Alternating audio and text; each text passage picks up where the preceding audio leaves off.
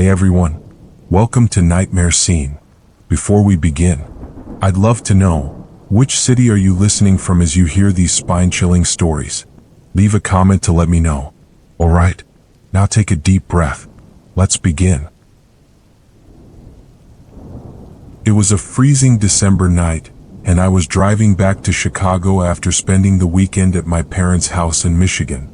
It was close to midnight by the time I left, much later than I had planned.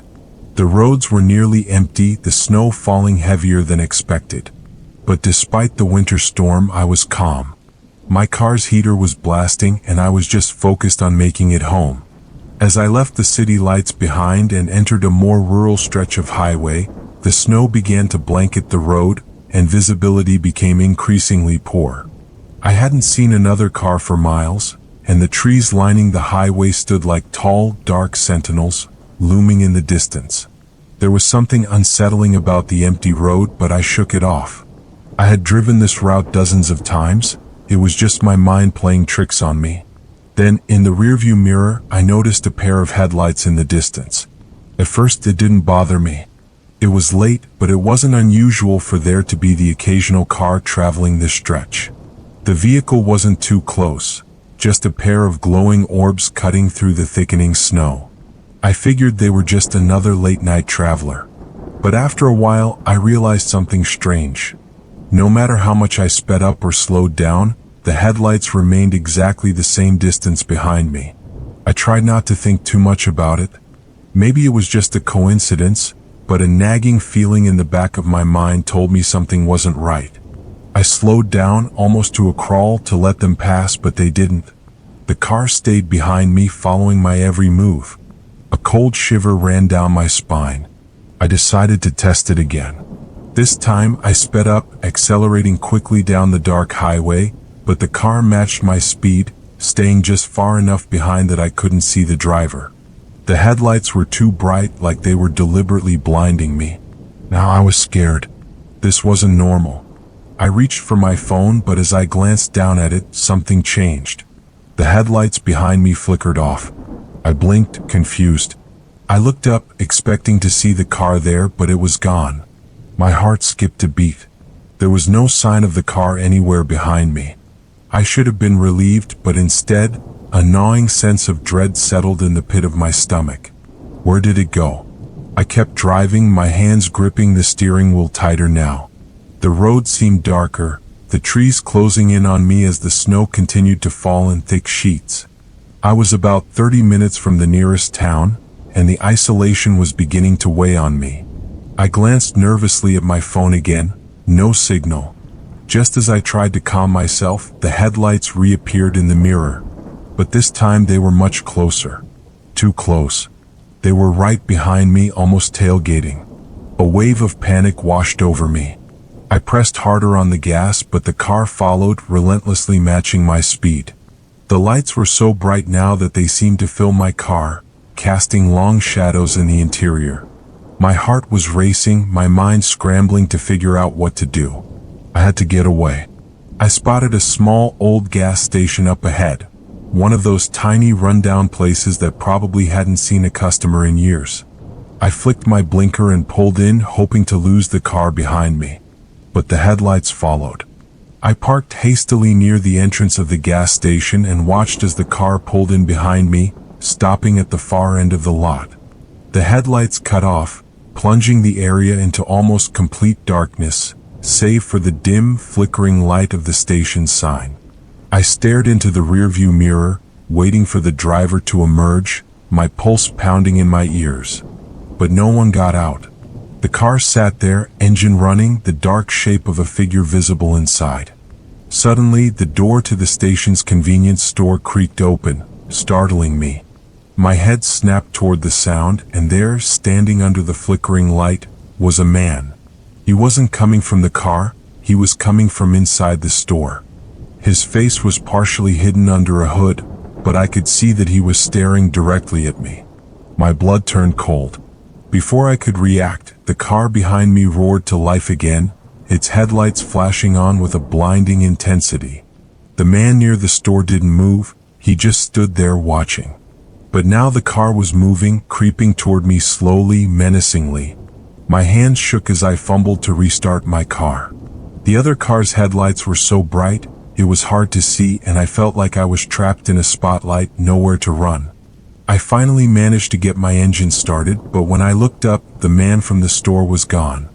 I threw the car into reverse, my tires spinning in the snow as I backed out of the lot. The car behind me was closing in, headlights blinding, its engine revving louder and louder.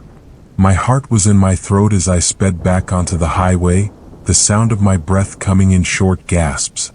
I floored it, the car's engine whining as I raced down the highway, praying that I could outrun whatever this was. But when I glanced in the rearview mirror again, the headlights were still there, closer than ever, chasing me down the empty road. Suddenly the lights vanished.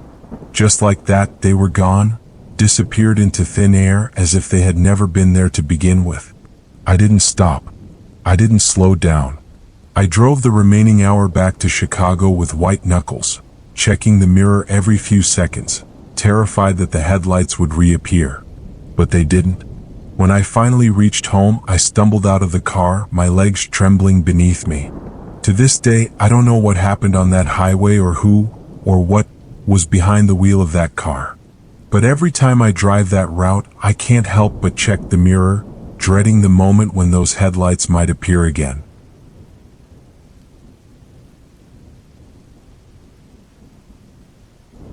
It had been only 3 days since I moved into my new house. It was a modest place, an old 2-story home in a quiet neighborhood. The house had a certain charm with its creaky wooden floors and vintage fixtures, but it also came with its fair share of oddities. Chief among them was the basement. The basement was one of those damp, dimly lit places that always seemed colder than the rest of the house, no matter how high you cranked the heat. I hadn't had much of a reason to go down there yet, aside from storing a few boxes, but something about it made me feel uneasy from the start. The air felt too still, too thick, like the place had been sealed up for far too long. On the second night, as I was lying in bed trying to sleep, I heard it for the first time, a faint but distinct sound coming from the basement. It was rhythmic, like a slow tapping or knocking. At first, I assumed it was just the old house settling. But as the minutes passed, the sound became harder to ignore. It wasn't random creaking or pipes. It was deliberate, like something, or someone was down there tapping on the walls. I tried to shrug it off. Old houses made noises, I told myself. But the sound persisted, and eventually I couldn't take it anymore. I got out of bed, grabbed my phone for light, and cautiously made my way down the narrow staircase to the basement. The stairs creaked under my weight as I descended, the tapping sound growing louder with each step. When I reached the bottom, I hesitated before flicking the light switch. The dim, yellow bulb hanging from the ceiling flickered to life, casting long shadows across the cold concrete floor. I stood there, straining to hear. But the noise had stopped. Silence. I took a breath, feeling a mix of relief and embarrassment. I had probably just imagined it, I thought. After a quick glance around the cluttered basement, I turned and made my way back upstairs. But as soon as I reached the top step, the sound resumed. This time it was louder, more insistent, coming from deep within the basement walls. I froze. What the hell was that? I forced myself to go back downstairs, this time moving quickly. I shone the light from my phone into the corners, along the walls, behind the piles of boxes and old furniture, but there was nothing, no source for the noise. The air was heavy, and I couldn't shake the feeling that something was watching me.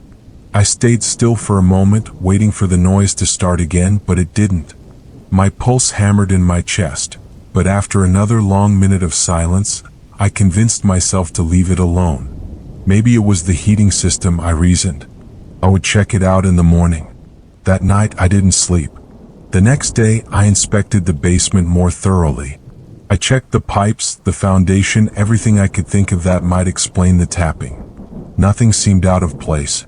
Still, I couldn't shake the feeling that the sound wasn't just the house settling. The third night things escalated. The tapping returned, louder than before, and this time it was accompanied by a low, almost imperceptible whispering. I couldn't make out the words, but it was there, just beneath the surface of the noise, a soft, unintelligible murmur that seemed to come from behind the walls. My chest tightened as I lay in bed listening. This wasn't normal. I sat up, gripping my phone, considering calling someone, anyone, but who would believe me? It was just noise, right?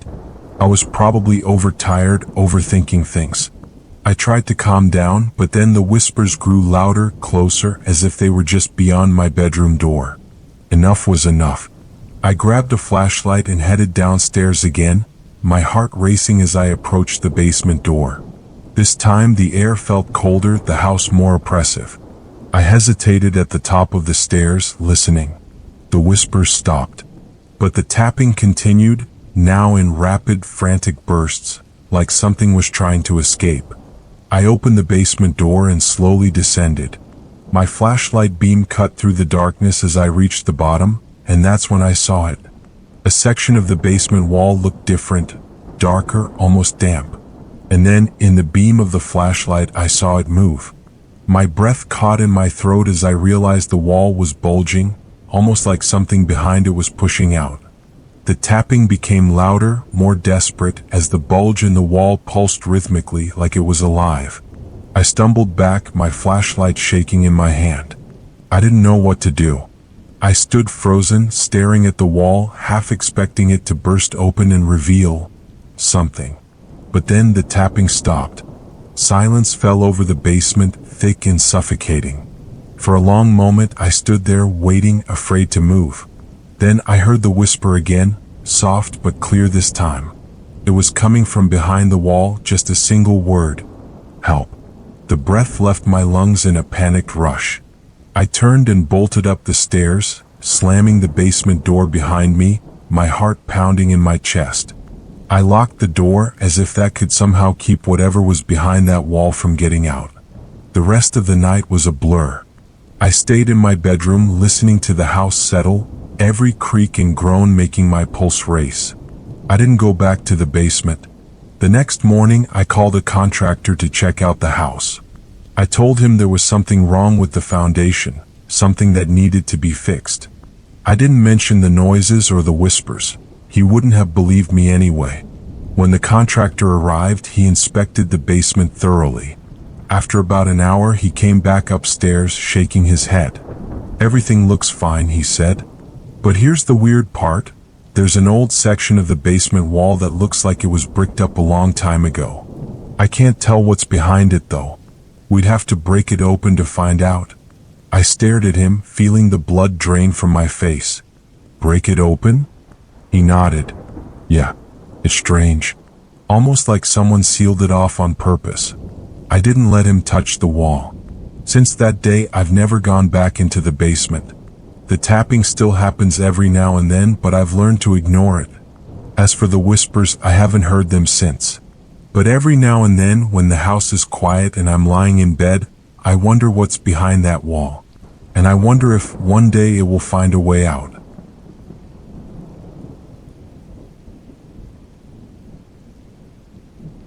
It had been a long day at work, and by the time I left the office, it was already well past midnight.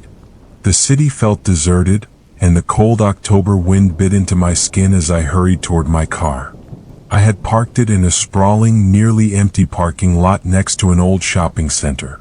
I never liked parking there so late, but on busy days, it was often the only spot left. The streetlights flickered weakly, casting long, eerie shadows over the rows of empty spaces. I wrapped my coat tighter around myself and quickened my pace. My breath formed small clouds in the chilly air, and the soft echo of my footsteps was the only sound. The lot stretched out into the darkness, with only a few cars scattered here and there, their darkened windows staring back at me like empty eyes. As I neared my car, I heard it, a faint rustling like the sound of footsteps behind me. I stopped and turned, scanning the lot. At first, I saw nothing, just the rows of empty cars and the occasional gust of wind stirring loose debris. But then I noticed a figure standing a few cars down. The person was barely illuminated by the dim streetlights, a dark silhouette against the pale concrete. They were just standing there, staring in my direction, completely still. My heart skipped a beat. It wasn't uncommon for people to be in the lot this late. Maybe it was just another worker finishing a late shift. But there was something about the way they were standing, motionless, too far from any car to look like they were going to get in, that made me uneasy. I quickly turned away and hurried to my car. As I fumbled with my keys, I couldn't shake the feeling that I was being watched. The hairs on the back of my neck stood on end, and I risked another glance behind me. The figure hadn't moved. They were still there, still watching. I tried to calm myself. Maybe they were just waiting for someone. But as I opened my car door and slid inside, a cold wave of dread washed over me. The figure was walking toward me now, slow and deliberate, each step echoing in the empty lot. I slammed the door shut, my hands shaking as I locked it. I kept my eyes fixed on the figure, watching as they continued their approach. The parking lot was almost entirely empty, and there was no one else around, just me and this stranger. I started the engine, my heart racing, and the headlights flickered to life, illuminating the figure briefly as they stepped into the light. It was a man dressed in a long dark coat with a hood pulled low over his face. I couldn't see his features clearly, but there was something about his stance, the way his body seemed unnaturally rigid, that sent a shiver down my spine. He was only about 10 feet from my car now, still moving steadily toward me. Without thinking, I threw the car into reverse, my tires squealing as I backed out of the space. I glanced over my shoulder, ready to speed out of the lot, but then I froze. Another figure had appeared at the far end of the parking lot, just standing there watching me. Panic gripped me. I whipped my head around, only to find that the first man had stopped moving. He was now standing directly in the path of my car, blocking the exit. I had no choice. I shifted back into drive and accelerated toward the exit, swerving around the man at the last second. My hands were slick with sweat as I gripped the wheel, my heart pounding in my chest. I sped through the lot, heading for the main road, but as I turned the corner, I risked one last glance in the rearview mirror. The second figure was still standing there, motionless in the middle of the lot. But the first man, he was gone. I couldn't see him anywhere. For a moment, I thought I had lost them. I pulled onto the main road, trying to shake the unease that clung to me like a wet blanket. I kept driving, my eyes flicking between the road and the rearview mirror, half expecting to see those figures trailing behind me. And then, they were. Two headlights appeared in the distance, growing closer with alarming speed. My blood ran cold. The car behind me was speeding up, gaining on me fast, its high beams flickering in the mirror like a pair of glowing eyes. I pressed harder on the gas, trying to put distance between us, but the car was relentless, tailing me so close I could barely see anything else. I swerved onto a side street, hoping to lose them, but the headlights followed, turning with me. My breath came in short, ragged gasps as I struggled to stay calm. The street was empty, and the buildings on either side were dark and lifeless. There was nowhere to go and no one to help. Suddenly, the car behind me accelerated even more, pulling up alongside my car. I risked a glance, and what I saw made my stomach lurch. The driver's side window was down, but the seat was empty. No driver. The car sped ahead of me, cutting me off and forcing me to slam on the brakes. My tires screeched against the asphalt as I came to a jarring stop. The car in front of me sat there for a moment, blocking the road. I could hear my own heartbeat pounding in my ears. And then, as suddenly as it had appeared, the car reversed and sped away, disappearing into the darkness. I sat there, gripping the wheel, trying to catch my breath. My mind was racing, trying to make sense of what I had just seen. Had I imagined it? No. I was sure of what I saw. There had been no driver. But how? After a few long minutes, I finally forced myself to keep driving, too terrified to stay in one place. I reached my apartment without further incident, but even as I locked the door behind me, I couldn't shake the feeling that I was still being watched. That night, I barely slept, haunted by the image of those figures in the parking lot, and the empty car that had chased me down. The next morning, I told myself it had been a dream, a trick of the mind after a long, stressful day. But deep down I knew better. And since then, every time I park in a lot at night, I can't help but look over my shoulder, half expecting to see that hooded figure again.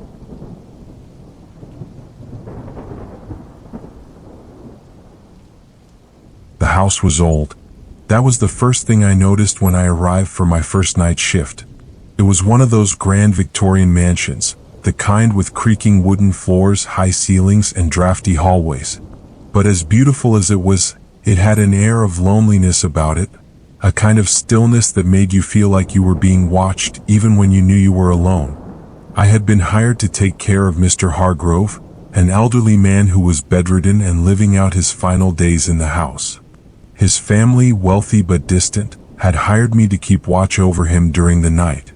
They all lived out of state and couldn't be bothered to take care of him themselves, but they didn't want to move him to a nursing home either. So here I was, alone with Mr. Hargrove in a house that felt like it had too many shadows. The first few hours of my shift were uneventful.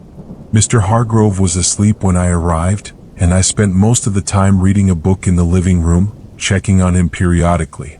The house was so quiet that every creak, every groan of the old wood made my skin prickle. But that was just part of working in a place like this, I told myself. Around midnight, things began to feel different. I was sitting in the living room fighting off sleep when I heard it, a faint shuffle from upstairs. My heart skipped a beat. I knew the family wasn't home and Mr. Hargrove was bedridden.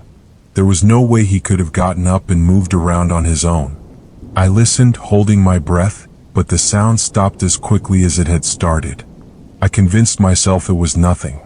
Houses like this made noises and it was probably just the wind. But a part of me couldn't shake the unease that settled in my chest. An hour later it happened again. This time it was louder, a distinct sound of footsteps coming from the hallway upstairs.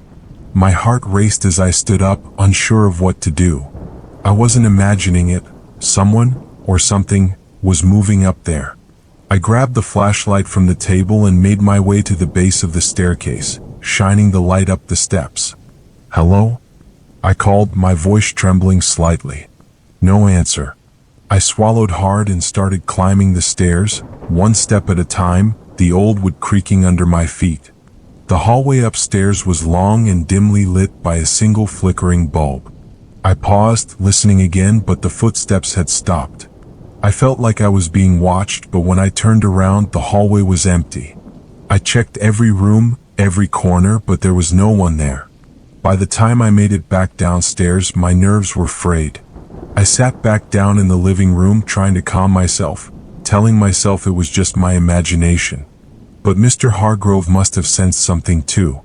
When I went to check on him around 2 a.m., he was awake, his eyes wide and alert.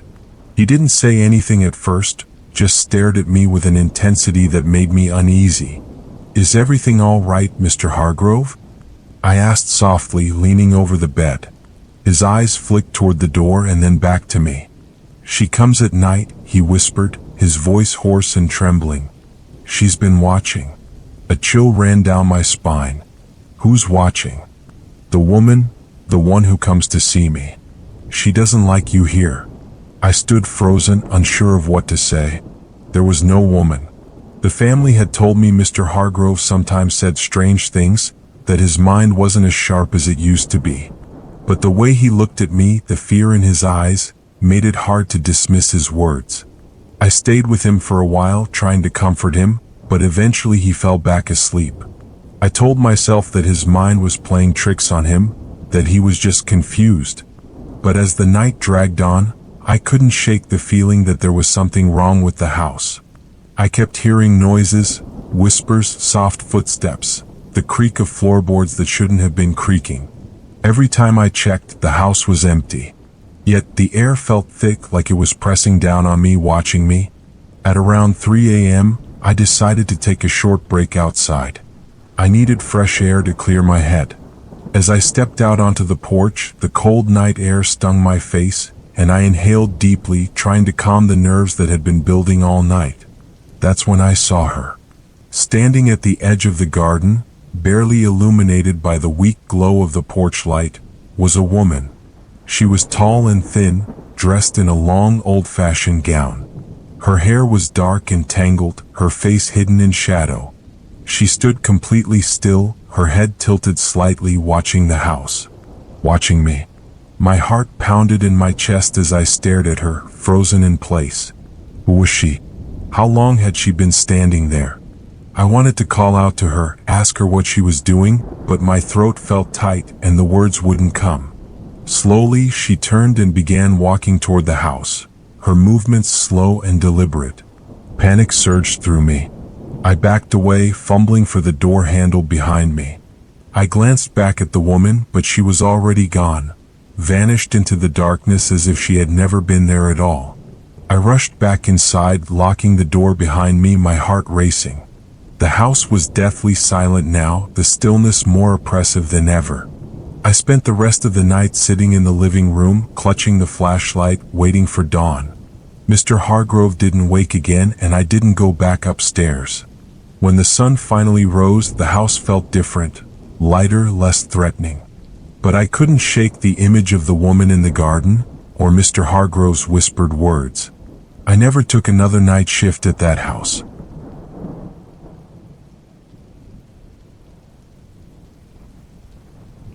I had just moved into a new house on the outskirts of the city.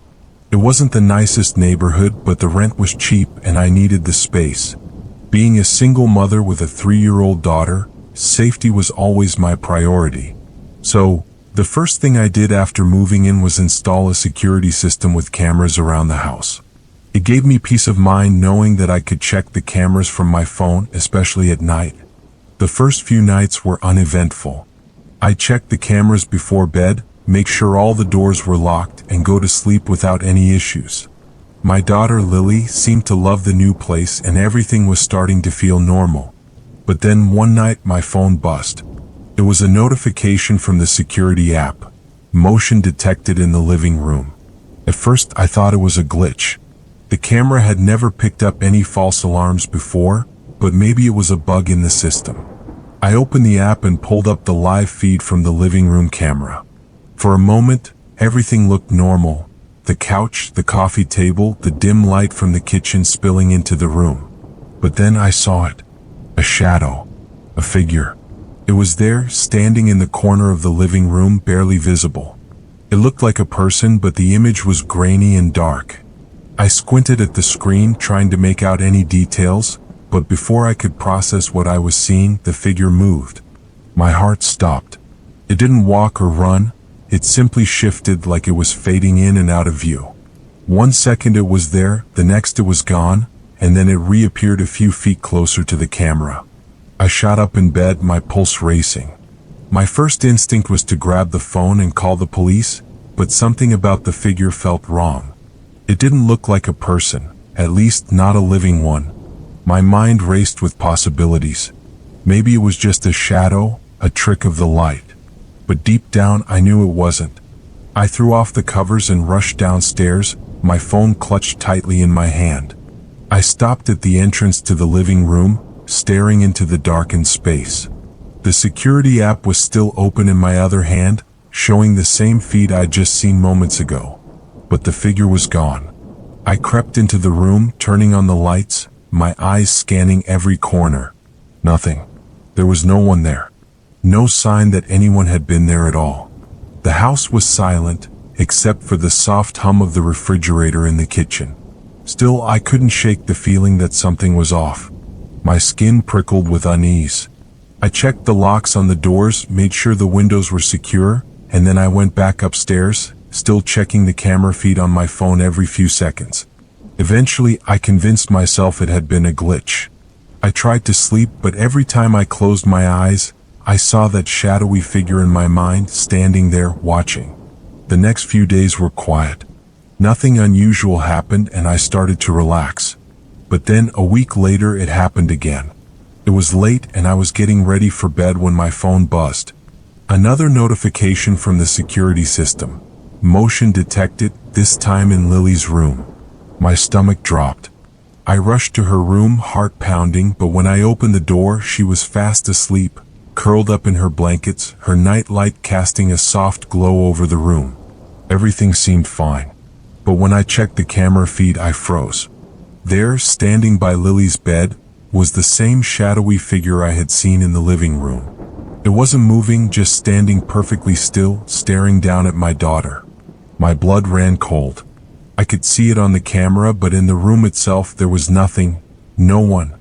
I stepped closer to the bed, my eyes flicking between my phone and the empty space next to Lily. The figure didn't move, but it didn't vanish either. It just stood there, completely still, as if it were part of the room itself. I reached out toward the spot where the figure was on the camera, my hand trembling. My fingers brushed against nothing but air. I was shaking, my breath coming in short, ragged gasps, but I didn't know what else to do. I couldn't call the police and tell them I was seeing ghosts on my security camera, but I knew what I saw. The figure was there watching my daughter, and somehow it knew I was watching it. I spent the rest of the night in Lily's room, sitting in the corner with my eyes glued to the screen of my phone, watching that figure. It never moved, but it never disappeared either. Eventually, as dawn broke, the camera feed flickered and the figure was gone. I wish I could say that was the last time I saw it, but it wasn't. Over the next few weeks, the figure would appear randomly on the cameras, always in the same shadowy form, always just standing there, watching. Sometimes it was in the living room, other times in the hallway outside my bedroom. But the worst was when it showed up in Lily's room. I tried everything, replacing the cameras, resetting the system, even moving Lily's bed to a different part of the room. But nothing stopped it. I never told anyone what was happening.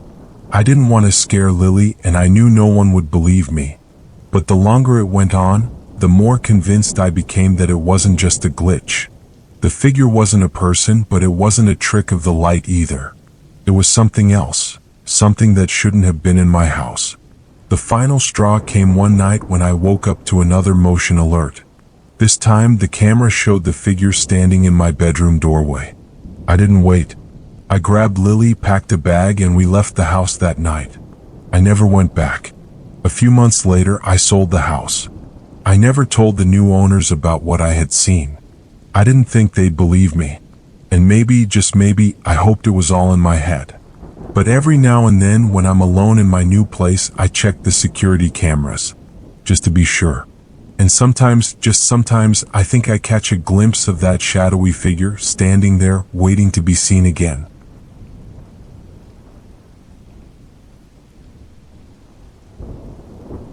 It was supposed to be a simple weekend getaway, just me, Jamie, and Chris, driving out to the countryside for a peaceful escape.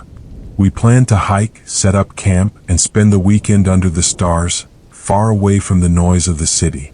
The first day went exactly as planned. The weather was perfect, the trail led us deep into the woods, and by late afternoon we had set up camp. The fire we built crackled warmly as the sun dipped below the horizon, and everything felt right. But the next day everything changed. We woke to a thick fog.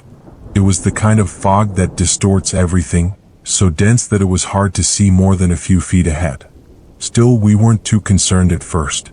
We packed up and decided to head back toward the car, assuming the fog would lift by the time we got out of the woods.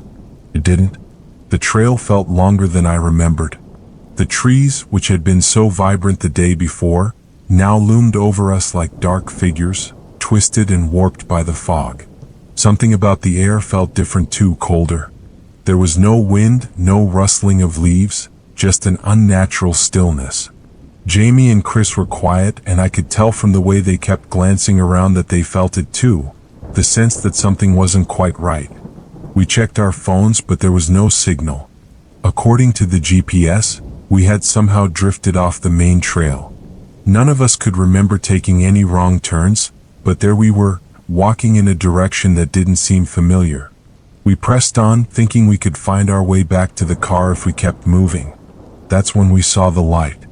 At first, it was barely noticeable, a faint glow through the thick mist far off in the distance.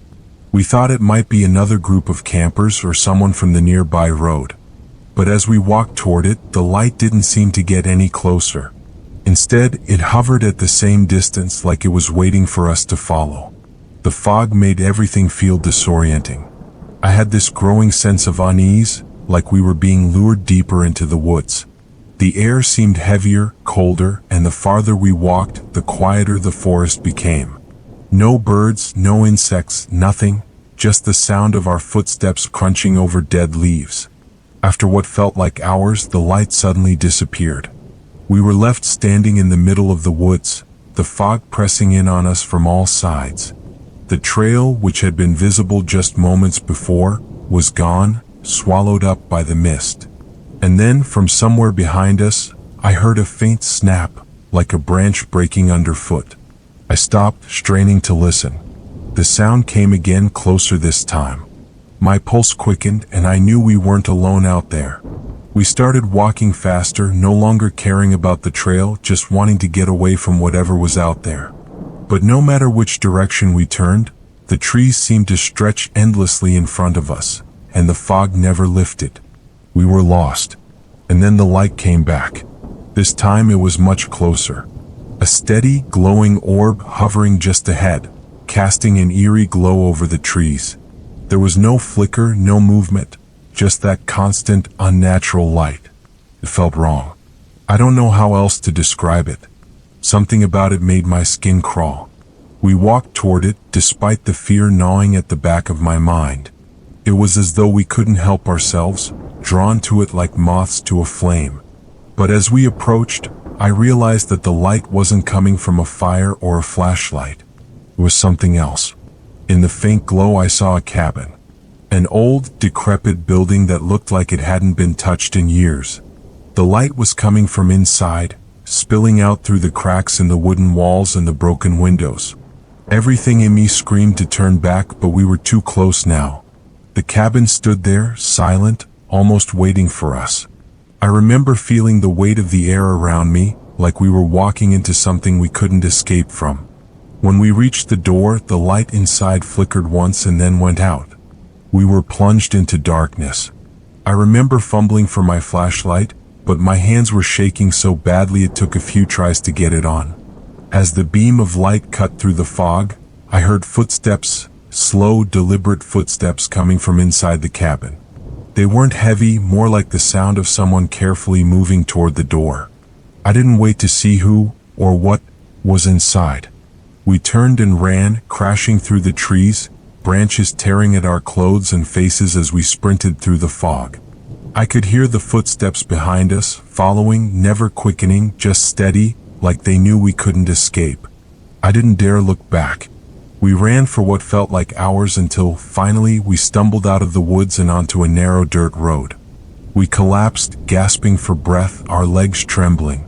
When I looked back, the fog had lifted, and the forest was silent once again. The light was gone, and there was no sign of the cabin.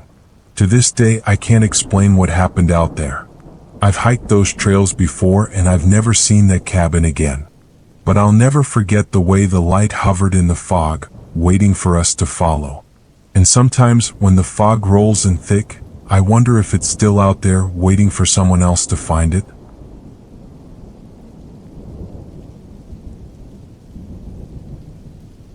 It was late, way past the end of my shift, and the office was nearly empty. I had stayed behind to finish up some reports, the kind of work that no one wanted to do but had to be done before morning. The building was one of those old corporate towers in the city, with high ceilings, dim hallways, and flickering fluorescent lights. By the time I packed up and headed to the elevators, the whole place had that eerie stillness that only comes after everyone else has gone home. I pressed the button for the elevator and waited, feeling the cool draft of the building's ventilation system brush against the back of my neck.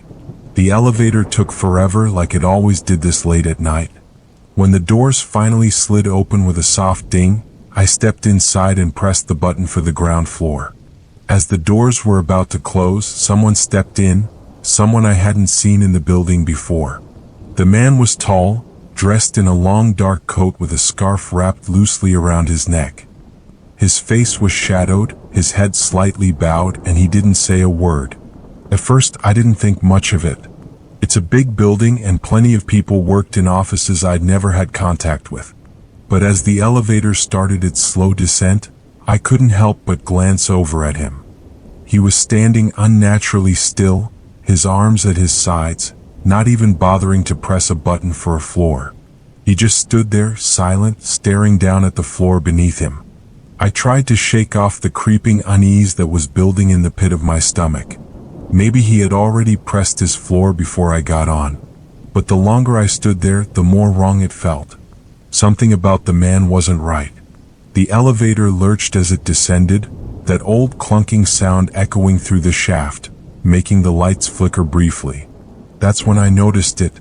He wasn't just standing still, he was too still. His breathing was shallow, barely noticeable, and his body was stiff, like he was holding something back, waiting. My heart started to race. I couldn't keep my eyes from darting back to him, feeling my pulse quicken with each passing second. The air inside the elevator felt heavier, almost suffocating. I told myself to stay calm, to focus on the floor numbers ticking down on the display above the doors. But then the elevator stopped. We were only halfway down, and the elevator had jerked to a halt between floors, the lights flickering again before settling into a dim glow. I cursed under my breath and jabbed at the emergency button, my fingers fumbling. The man didn't move. He didn't react at all. He just stood there, frozen in place, like he hadn't even noticed the elevator had stopped. Panic began to set in. I tried to call the building's maintenance line, but there was no signal. The emergency button beeped uselessly as if mocking me, and the walls of the elevator felt like they were closing in.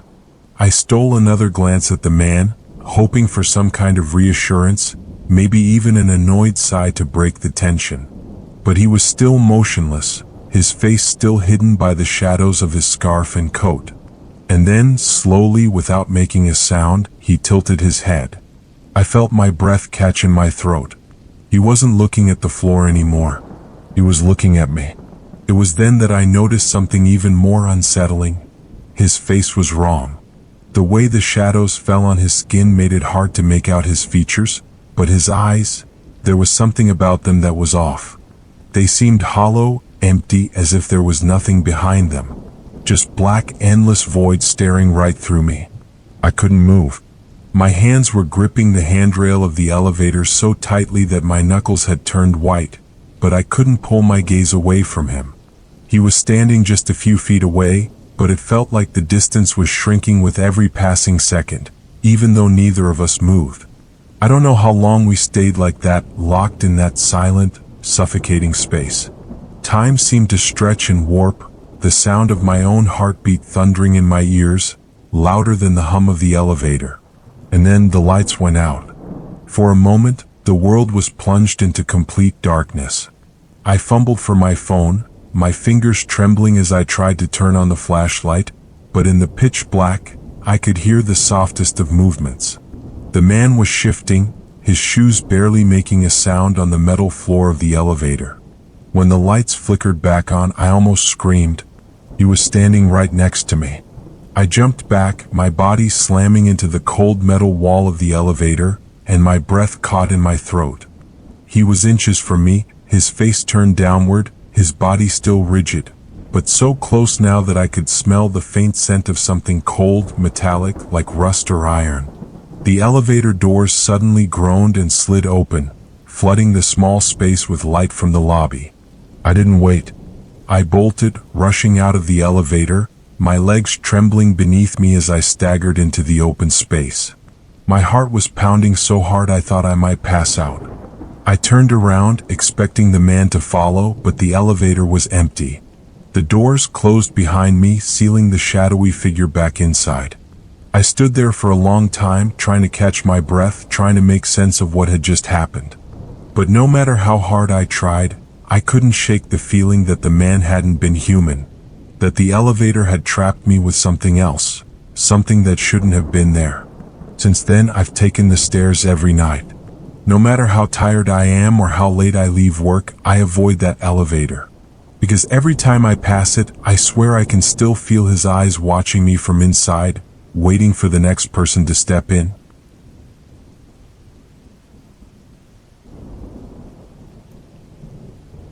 was supposed to be a peaceful weekend, just me and my girlfriend camping in the woods. We had done it a few times before, always finding some remote spot away from the usual campsites where we could really get away from the world. This time was no different. We had found a beautiful, secluded spot deep in the forest, miles from the nearest road. The first day was perfect. We spent the afternoon setting up our tent, collecting firewood, and enjoying the stillness that only comes when you're far from civilization. The air was crisp, the sky clear, and everything seemed to settle into that comforting quiet that makes you forget the noise of everyday life. By the time night fell, we were sitting by the fire, roasting marshmallows and sharing stories, the stars twinkling above us. But sometime during the night, I woke up. At first, I wasn't sure what had pulled me out of sleep. The fire had died down to embers, and the tent was completely dark except for the faint glow of the moon filtering through the trees.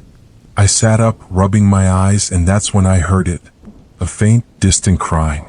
It was so soft I thought I might be imagining it, but there it was again, drifting through the trees, this low, mournful sound like a child sobbing somewhere in the distance. My first thought was that someone might be lost in the woods. It wasn't impossible. We were pretty far from any marked trails, but maybe some hiker had wandered too deep and gotten separated from their group. I shook my girlfriend awake, whispering that I heard something. She listened, eyes wide, and after a few seconds she nodded. She heard it too. The crying was getting louder, though it still sounded distant, like it was coming from deeper in the woods.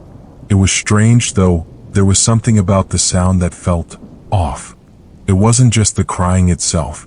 It was the way it seemed to echo unnaturally, like it was being carried on the wind, though the air was completely still. I grabbed a flashlight and unzipped the tent, stepping out into the cold night air. The sound seemed clearer now, but it didn't help me figure out where it was coming from. The trees loomed around us, casting long shadows under the pale light of the moon, and the crying seemed to come from everywhere and nowhere at once. My girlfriend stepped out beside me, clutching her jacket tightly around her. We stood there for a few minutes, listening, trying to make sense of it. The crying didn't stop. In fact, it was getting closer. Something about it made my skin crawl. It wasn't just the sound, though that was eerie enough. It was the fact that no matter how close it seemed, there was never any other noise. No footsteps, no rustling of leaves, no movement at all. Just that endless sobbing, as if it were floating on the air, drawing nearer with each passing second. I called out, my voice trembling slightly, asking if anyone was out there. No answer. Just the crying, now louder, more distinct. It sounded like a little girl, but there was something unnatural about the way it wavered, almost like it was coming from more than one direction at once. I tried to tell myself it was just the wind playing tricks on us, or maybe some kind of animal making a noise that resembled crying. But the longer we stood there, the more wrong it felt. My girlfriend's hand tightened around my arm, and I could feel the tension in her body, her breath coming in shallow, shaky bursts. We should have left right then, packed up the tent and gotten out of there. But we didn't. We stood there, rooted to the spot, listening to the crying that now seemed to be right on top of us. Then, just as suddenly as it had started, the crying stopped. The silence that followed was deafening. For a long moment, we just stood there, listening to the absence of sound, the woods now eerily still. No wind, no animals, not even the crackle of dying embers. It was as if the forest itself was holding its breath, waiting. I shone the flashlight around, the beam cutting through the darkness, but there was nothing, just trees and shadows. The uneasy feeling in my gut twisted tighter. I tried to shake it off, telling myself that whatever had been making the noise had moved on. But then, from behind us, just beyond the edge of the clearing, we heard it again. The crying. Louder this time. Closer. But it wasn't coming from the direction we had expected. It was behind us now, back where we had come from earlier in the day. My heart skipped a beat, and I turned, sweeping the flashlight in a wide arc. And that's when I saw her. A figure barely visible in the shadows at the edge of the clearing.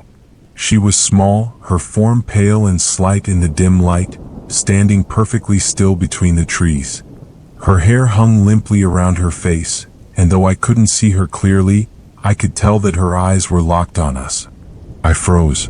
My mouth went dry. There was no reason for a child to be out here, no campsites nearby, no trails this far off the beaten path. But there she was, standing there watching us as if she had been waiting all along. I didn't move. I couldn't.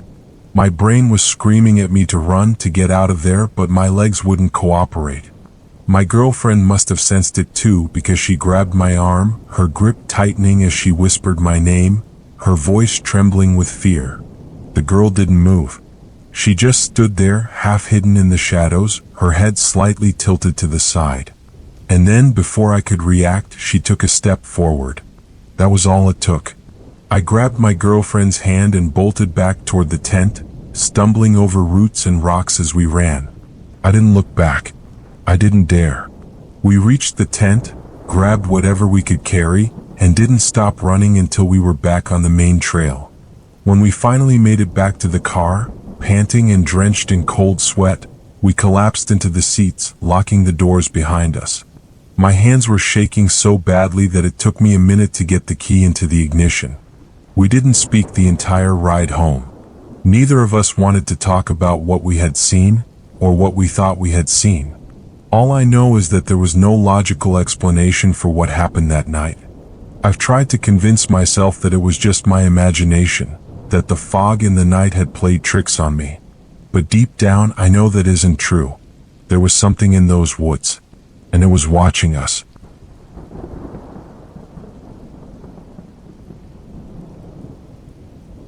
Moving into the new apartment had felt like the fresh start I needed. After a tough few months of struggling with work and personal issues, this was my chance to leave it all behind and start over. The place wasn't huge, but it was clean and bright, located in a quieter part of town where I could finally get some peace of mind. Everything about it seemed perfect, except for the mirror. In the bedroom, covering almost the entire wall opposite the bed, was a large, old mirror. It was one of those heavy, ornate things that looked like it had been there for decades, possibly from the previous tenant. It had a frame carved with intricate designs, and despite its age, the glass was spotless. I never bothered to move it or cover it up. In fact, I barely thought about it at all. It was just there. For the first week, everything was fine. I was settling into my new routine, enjoying the quiet of the neighborhood, and the apartment was slowly starting to feel like home. But then, strange things started happening. It began with little things, barely noticeable at first. I'd walk by the mirror and catch something out of the corner of my eye. Just a flicker, like a shadow moving where there shouldn't be one. I shrugged it off, telling myself it was just the lighting or my mind playing tricks on me. But as the days passed, the flickers became more frequent. One night, after a long day at work, I was getting ready for bed. I had just turned off the lights and was about to crawl under the covers when I glanced at the mirror. For a split second, I thought I saw my reflection, smiling at me. I froze, staring at the glass, my heart pounding in my chest. It was dark in the room, and the moonlight barely filtered through the curtains, but I could still make out the shape of my reflection. It looked normal, no smile. But I was certain I had seen it, just for a brief moment. The corners of its mouth curled upward in a grin that didn't match my own expression. I shook my head, trying to laugh it off. I was exhausted. That had to be it. I was just seeing things. But as I lay in bed, staring at the ceiling, I couldn't shake the unease that had settled in my stomach. The next morning, I stood in front of the mirror, staring at my reflection, trying to convince myself that what I had seen was just my imagination. Everything looked fine, normal. But there was something about the way my reflection's eyes followed my movements that made my skin crawl.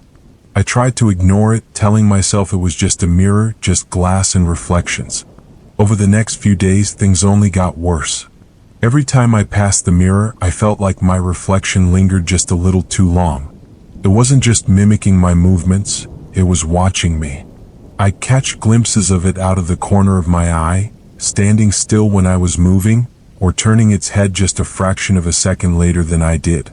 I stopped looking directly at it, but I could still feel it watching. One night, I woke up in the middle of the night, the room bathed in the pale glow of the moon. Something felt wrong. I glanced over at the mirror and froze. There, in the darkness, my reflection was standing at the foot of the bed. It was me, but not me. It was standing perfectly still, its face half hidden in shadow, but I could see the same unsettling smile I had caught glimpses of before. That grin, too wide, too sharp, sent a jolt of fear through me. It was as if it had been waiting for me to notice it. My heart was pounding in my ears, my breath shallow. I couldn't move. I couldn't look away. My reflection didn't move either. It just stood there, grinning at me from the darkness.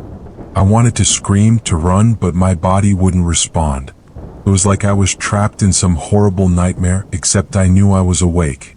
My reflection, the thing in the mirror, tilted its head slightly as if studying me, mocking me. And then it stepped forward. I don't know how long I sat there, frozen in fear, but eventually I found the strength to leap out of bed. I grabbed the nearest object, a lamp, and hurled it at the mirror. The glass shattered with a deafening crash, shards scattering across the floor. The sound echoed through the room and I stood there, panting, my hands trembling. For a moment the room was still. My chest heaved as I tried to catch my breath, staring at the broken pieces of glass littering the floor. I didn't dare move. I didn't dare look at the reflection in the fragments. When I finally gathered the courage to check, there was nothing, just my shattered reflection in a dozen jagged pieces. But I couldn't shake the feeling that I had broken something more than just the mirror. I couldn't stay in that apartment after that. I moved out a few days later, leaving the mirror and everything else behind. Even now, I avoid mirrors whenever I can. I don't trust them anymore. Because sometimes, late at night, I still feel like something is watching me just out of sight, waiting for me to look. And when I do, I'm terrified that it will be smiling.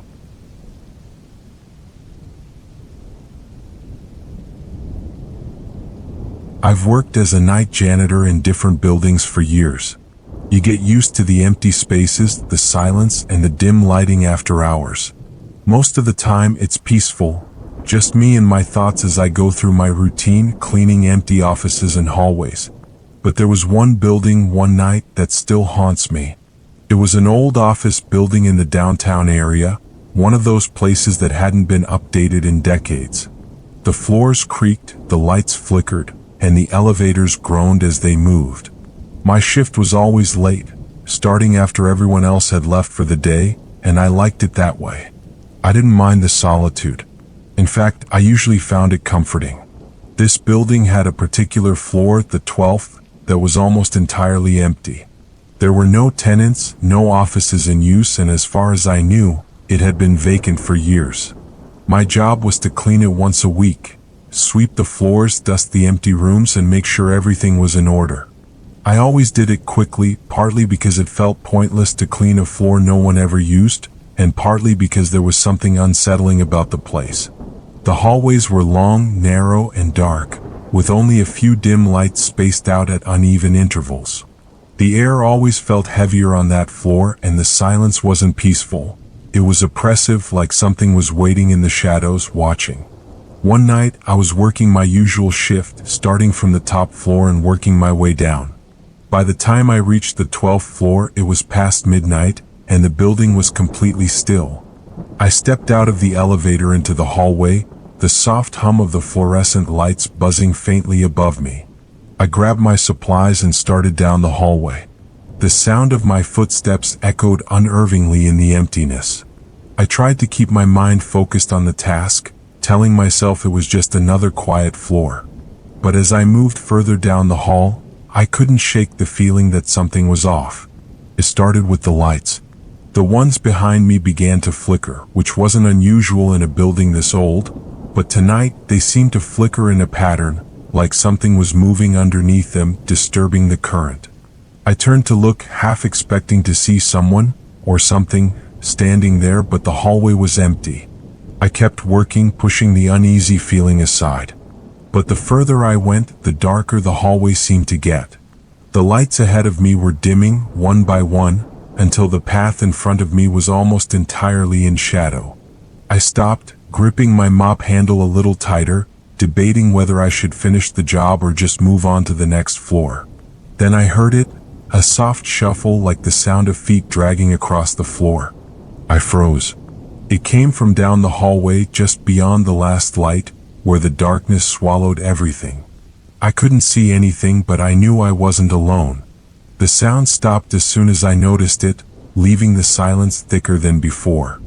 I stood there, straining to hear, my pulse quickening.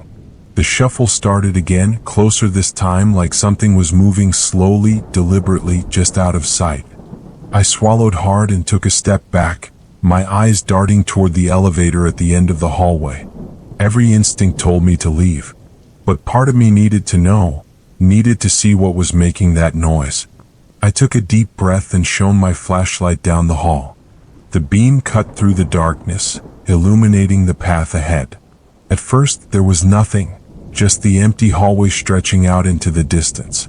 But then, as the light passed over the far end of the corridor, I saw it. A figure. It was standing in the darkness, just beyond the reach of the light, barely visible. It was tall, with long limbs and a gaunt frame, its face hidden in the shadows. I couldn't make out any details, but the way it stood, so still, so unnatural, sent a wave of cold fear through me. For a moment, I thought it might be a trick of the light, my mind playing tricks on me. But then it moved. The figure took a slow, deliberate step toward me, its movements stiff and unnatural. My heart pounded in my chest and I stumbled backward, the flashlight shaking in my hand. I wanted to run, but my legs felt rooted to the spot, my mind struggling to process what I was seeing. It took another step, its long arms hanging limply at its sides, its head tilting slightly as if it was watching me, waiting for me to do something. I didn't know what it wanted, but I knew I couldn't stay there. With trembling hands, I fumbled for the elevator button, jabbing at it repeatedly, praying it would arrive quickly. The lights in the hallway flickered again, and the figure moved closer, its form becoming clearer in the dim light. It was wrong, its limbs too long, its posture too rigid, like it didn't belong in this world. The elevator doors slid open with a soft ding, and I backed into the car, my eyes never leaving the figure at the end of the hall. Just as the doors began to close, the figure stopped. It stood there, perfectly still, watching as the doors sealed shut, cutting off my view. The ride down to the lobby felt like an eternity. My heart didn't stop racing until I was outside, breathing in the cool night air. I looked back at the building, half expecting to see the figure in one of the windows, watching me from above. But there was nothing. I reported what had happened to my supervisor the next day, but they just brushed it off, telling me it was probably a homeless person who had snuck in, or maybe just my imagination getting the better of me. But I know what I saw. I never went back to that building. I couldn't. Whatever was in that hallway wasn't human. And I'm certain it's still there, waiting in the dark for someone else to stumble across it.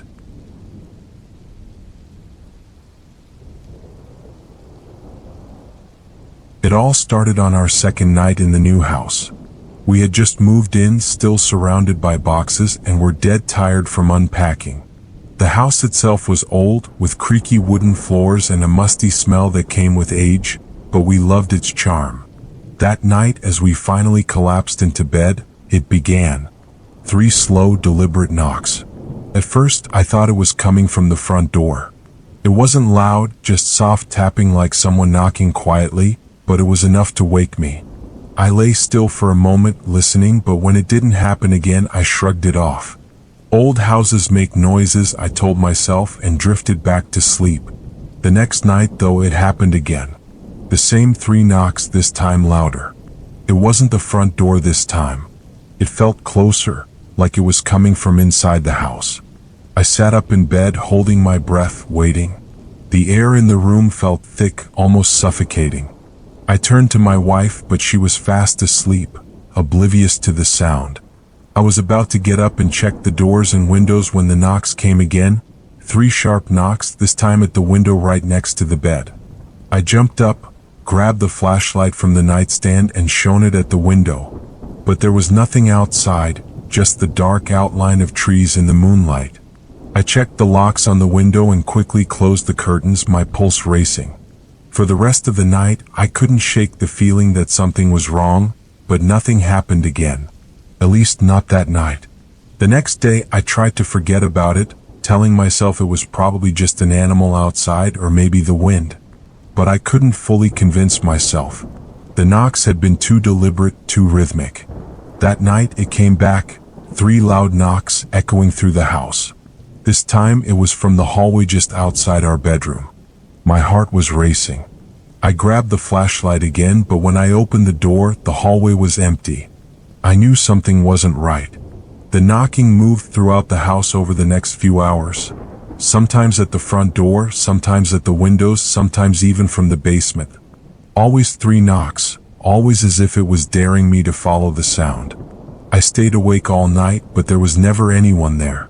By the next morning, I was on edge. The thought of another sleepless night was unbearable. So, I called a contractor to come check the house. Maybe it was something structural or a problem with the old pipes causing the sound. He showed up the following afternoon, inspecting every corner of the house, even the basement. But after a thorough search, he found nothing. No explanation for the knocks.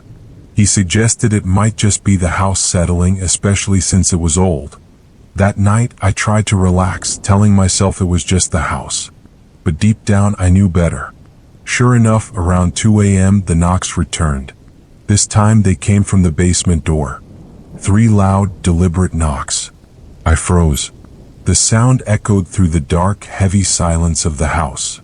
Grabbing the flashlight again, I forced myself to go to the basement door. My hands were shaking as I turned the handle and opened it. A cold draft hit me as I shone the light down the stairs. Everything seemed still, just like the night before. I started down the stairs, my breath shallow, the beam of my flashlight barely cutting through the thick darkness. When I reached the bottom, the air was cold, much colder than the rest of the house. I scanned the room, my heart thudding in my chest, but nothing seemed out of place. Just as I turned to head back upstairs, I heard it again, 3 knocks coming from the far corner of the basement. I swung the flashlight around, and that's when I saw it. A shadowy figure, standing still in the corner, its form barely visible in the dim light. My breath caught in my throat. The figure didn't move, didn't make a sound. It just stood there, blending into the darkness, watching. I didn't wait to find out more. I bolted up the stairs, slammed the basement door shut, and locked it. My hands were trembling as I grabbed my phone and called the police. I couldn't explain what I had seen, but I needed someone to come. The police arrived, searching the house top to bottom, but like before, they found nothing. The basement was empty. No sign of forced entry. No evidence that anyone had ever been there. But I knew what I had seen. And I knew what I had heard. After the police left, the house was silent for the rest of the night, but the feeling of being watched never went away. The knocks haven't come back since, but I still avoid the basement. I don't know what I saw that night, but I'm certain it's still down there, waiting in the dark. And every time I pass the basement door, I brace myself, half expecting to hear those 3 knocks again.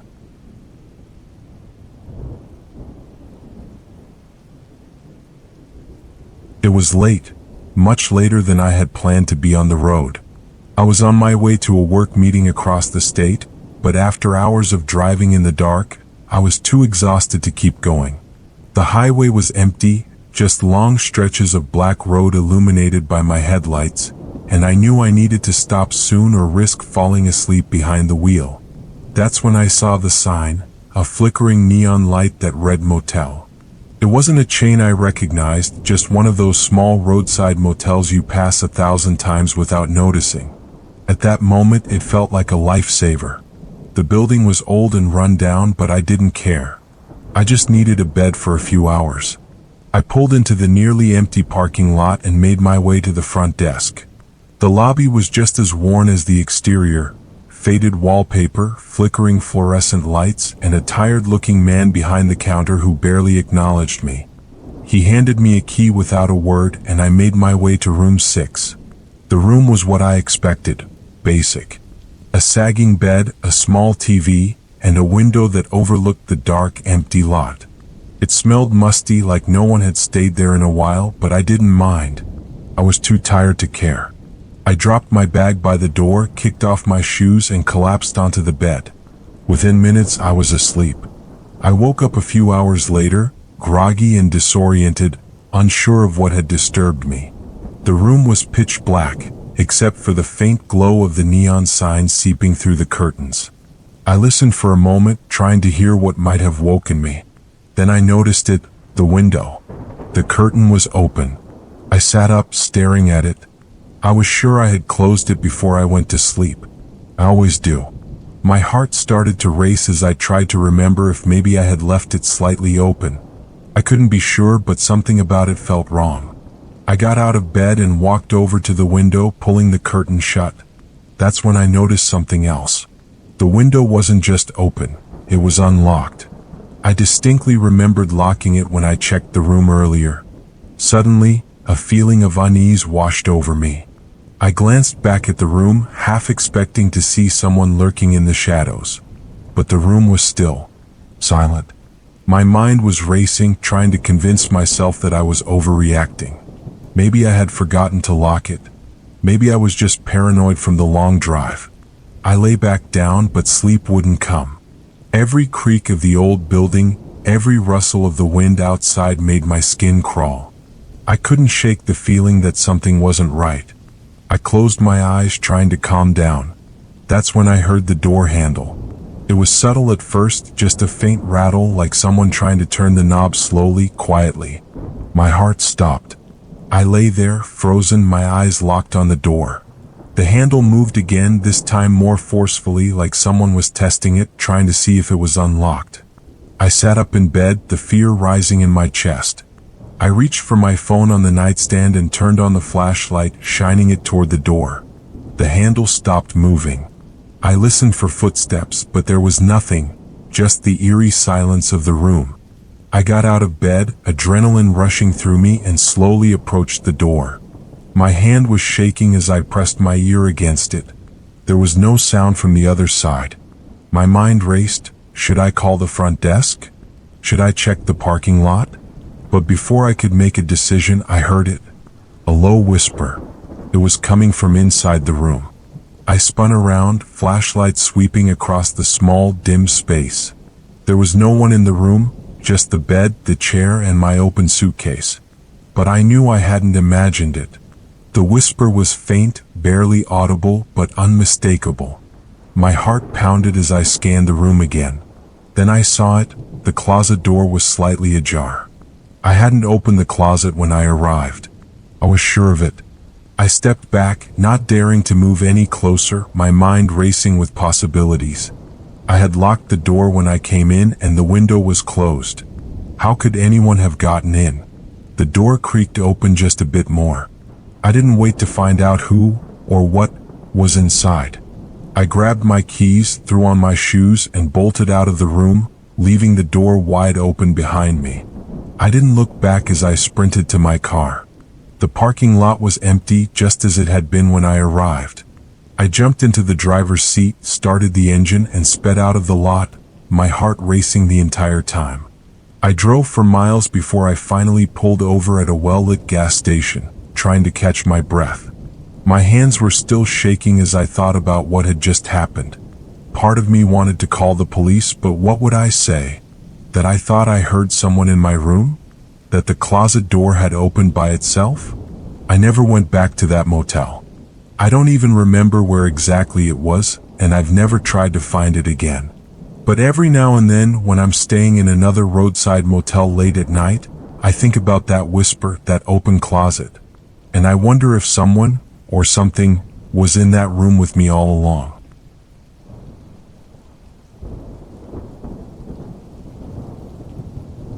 It was a typical Friday night.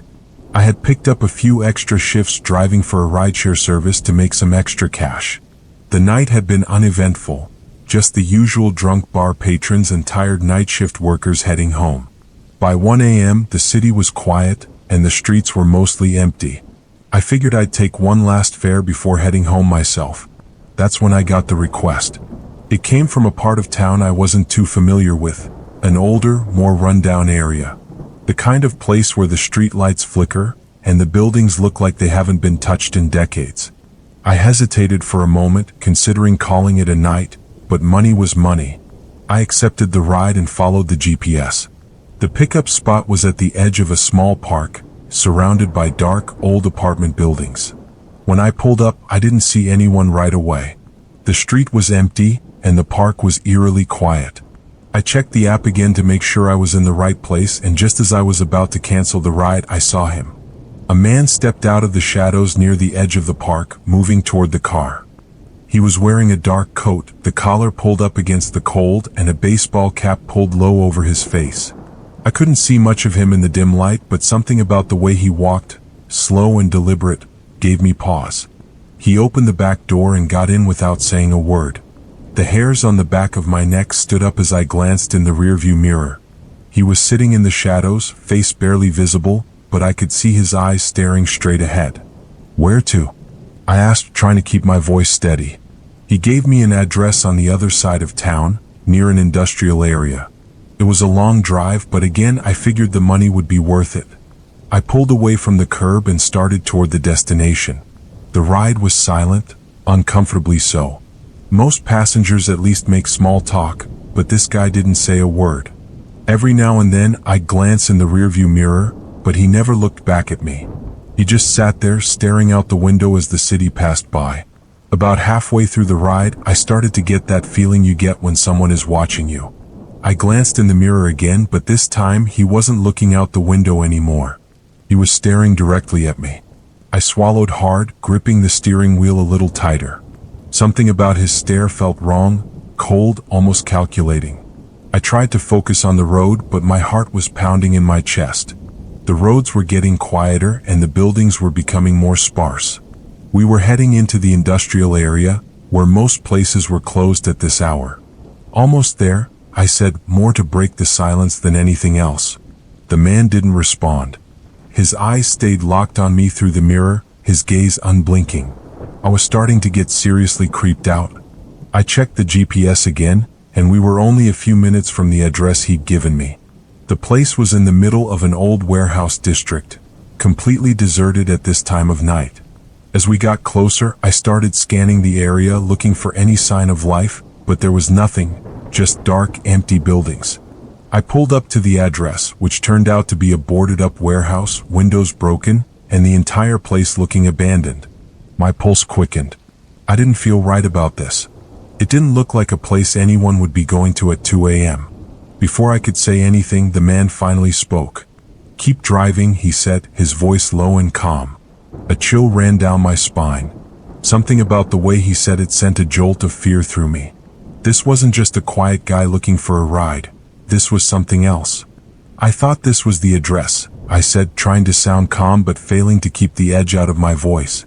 "Keep driving," he repeated, more forcefully this time. My heart started racing. I glanced in the rearview mirror again and saw that his hand was resting inside his coat, like he was reaching for something. My mind went into overdrive. Was he carrying a weapon? Was this some kind of setup? I didn't want to find out.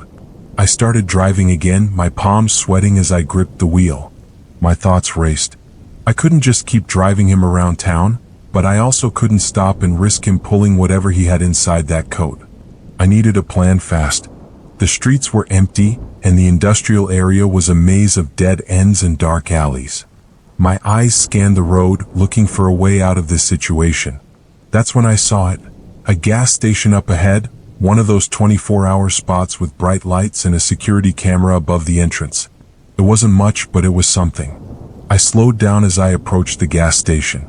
"I need to stop for gas," I said, trying to sound casual. He didn't respond, but I could see his hand tensing inside his coat. I pulled into the gas station, keeping my movements slow, trying not to panic. I stopped the car right in front of the main entrance, where the cameras could see everything. I left the engine running. "I'll just be a minute," I said. Before he could say anything, I jumped out of the car and walked quickly toward the station. My heart was pounding as I reached the entrance. I stepped inside and went straight to the clerk behind the counter, trying to keep my voice steady. "Can you call the police?" I whispered, leaning in close so the guy in the car wouldn't see me talking. I think the guy in my car has a weapon."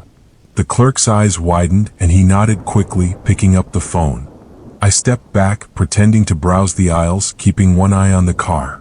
The man in the back seat was still there, sitting perfectly still, watching me. After what felt like an eternity, I saw the flashing lights of a police car pulling into the station. Relief flooded through me, but my hands were still shaking. I watched as the officers approached my car, one of them tapping on the window. The man didn't move. He didn't even flinch. They opened the door and pulled him out. As they searched him, they found a knife hidden inside his coat. My heart sank. I gave the police my statement, telling them everything that had happened. They said I'd done the right thing by coming to the gas station and calling for help. As I drove home that night, I couldn't stop thinking about how close I'd come to something much worse. Since that night, I've been more careful about picking up passengers, especially in the middle of the night. You never know who's getting into your car, or what they're planning to do once they're inside.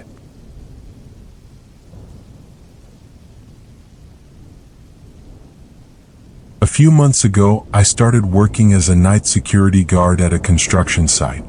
It wasn't the most exciting job, but it paid the bills, and I figured it would be easy, just watching over the equipment and making sure no one broke in to steal anything. The site was located on the edge of town, far enough from the city center that it felt isolated, especially at night. The first few weeks were quiet. I'd patrol the site every couple of hours, making sure the fences were secure, checking the heavy machinery, and occasionally shining my flashlight around when I thought I heard something in the distance. But nothing ever happened. It was just me, alone under the glow of the floodlights, surrounded by half-finished buildings and the empty fields beyond. Then one night things changed. It was a Thursday and my shift had started like any other. I arrived just before midnight, grabbed my coffee and flashlight, and did a quick walk around the perimeter. Everything was normal. The equipment was where it should be, the fences were locked, and the site was quiet. But just after 2 a.m. I saw something. I was sitting in the small security trailer at the entrance of the site, watching the CCTV monitors, when I noticed movement on one of the cameras. At first, I thought it was just a stray animal, a raccoon or maybe a dog, so I didn't pay much attention. But then the figure got closer and I realized it wasn't an animal. It was a person. They were walking through the middle of the site, moving slowly between the unfinished buildings. I immediately sat up and grabbed my flashlight, watching the screen closely. It was unusual for anyone to be out here this late. I'd never seen anyone around the site at night, and there weren't any houses or businesses nearby. The figure was moving strangely, almost like they were staggering or limping, but I couldn't make out any details in the grainy black and white footage. I switched between the cameras trying to follow their path, but they kept moving in and out of the blind spots between the buildings. Whoever it was, they were headed toward the far end of the site, where the foundation of a new building had been dug out but not yet filled in. My heart started racing. This wasn't normal. No one should be here. I grabbed my phone and was about to call my supervisor, but something stopped me. I figured I should check it out myself first. After all, it could just be some local drunk or someone who wandered onto the site by accident. I left the trailer and started walking toward the area where I'd last seen the figure. The floodlights cast long shadows across the site, making everything look eerie and unfamiliar. I called out, but there was no response. Just the sound of the wind rustling through the unfinished beams and the distant hum of traffic from the highway. As I got closer to the spot, I saw something that made me stop in my tracks. There were footprints in the dirt, leading straight toward the edge of the foundation pit. But what made my stomach drop was the fact that the footprints weren't like anything I'd seen before. They were barefoot, but the shape was all wrong, too long with the toes spread wide apart like something animalistic. I shone my flashlight around, scanning the area, but I didn't see anyone. I leaned over the edge of the pit, shining my light down into the foundation. It was about 10 feet deep, filled with loose dirt and rocks. The footprints led straight to the edge, but there were no prints inside the pit. Like whoever or whatever had been walking had simply disappeared. I stood there, heart pounding in my chest, trying to make sense of it. I knew I had seen someone on the cameras. There was no way those prints could have just stopped at the edge of the pit. Suddenly, I heard a noise behind me, a soft scraping sound like something dragging across the ground. I spun around, flashlight beams sweeping over the construction site, but again there was nothing. The shadows between the buildings seemed to stretch and move in the flickering light, but I couldn't see anything or anyone. My gut told me to get back to the trailer, so I started walking quickly, glancing over my shoulder every few steps. The sight felt different now, like the air was heavier, the silence more oppressive. As I neared the trailer, I heard another sound, this time a low, almost inhuman moan coming from somewhere in the distance. I ran the rest of the way back, slammed the door behind me and locked it. My hands were shaking as I checked the monitors again, but the figure was gone. The site was empty. I sat there for the next few hours, too rattled to do another patrol, watching the monitors and jumping at every little sound. Eventually, my shift ended and I went home, still trying to convince myself that it was just my imagination, that I hadn't seen what I thought I had. The next night, I arrived for my shift, hoping for a quiet, uneventful night. But as soon as I walked into the trailer, I noticed something was off. The monitors were showing static on a few of the cameras, the ones that covered the area near the foundation pit. I reset the system, hoping it was just a technical glitch, but the static remained. I grabbed my flashlight, determined to figure out what was going on, and headed out toward the pit again. This time when I got there, I saw something that made my blood run cold. At the edge of the pit, there was a handprint in the dirt. It was large, too large to be human, with long, thin fingers spread wide. And next to it, there was something even worse, drag marks like something had been pulled down into the pit. I turned and ran, not stopping until I was back in the trailer. I locked the door behind me and didn't leave for the rest of the night. I never told anyone about what I saw, and after that, I quit the job. I couldn't shake the feeling that something was out there, lurking in the shadows of the construction site, watching and waiting. And whatever it was, I didn't want to be there when it decided to come back.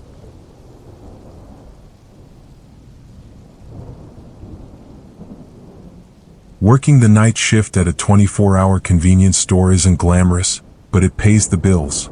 I've been doing it for over a year now, and you get used to the quiet hours, the drunk customers, and the occasional strange encounter. But there's one night I'll never forget, one that still sends shivers down my spine when I think about it. It was a typical Wednesday night. The store was mostly empty, except for the occasional customer popping in for snacks or cigarettes. By 2 a.m., the traffic outside had slowed to almost nothing. The store was located in a small strip mall at the edge of town, where things got real quiet late at night. That night, I was working alone like I usually did during these late shifts.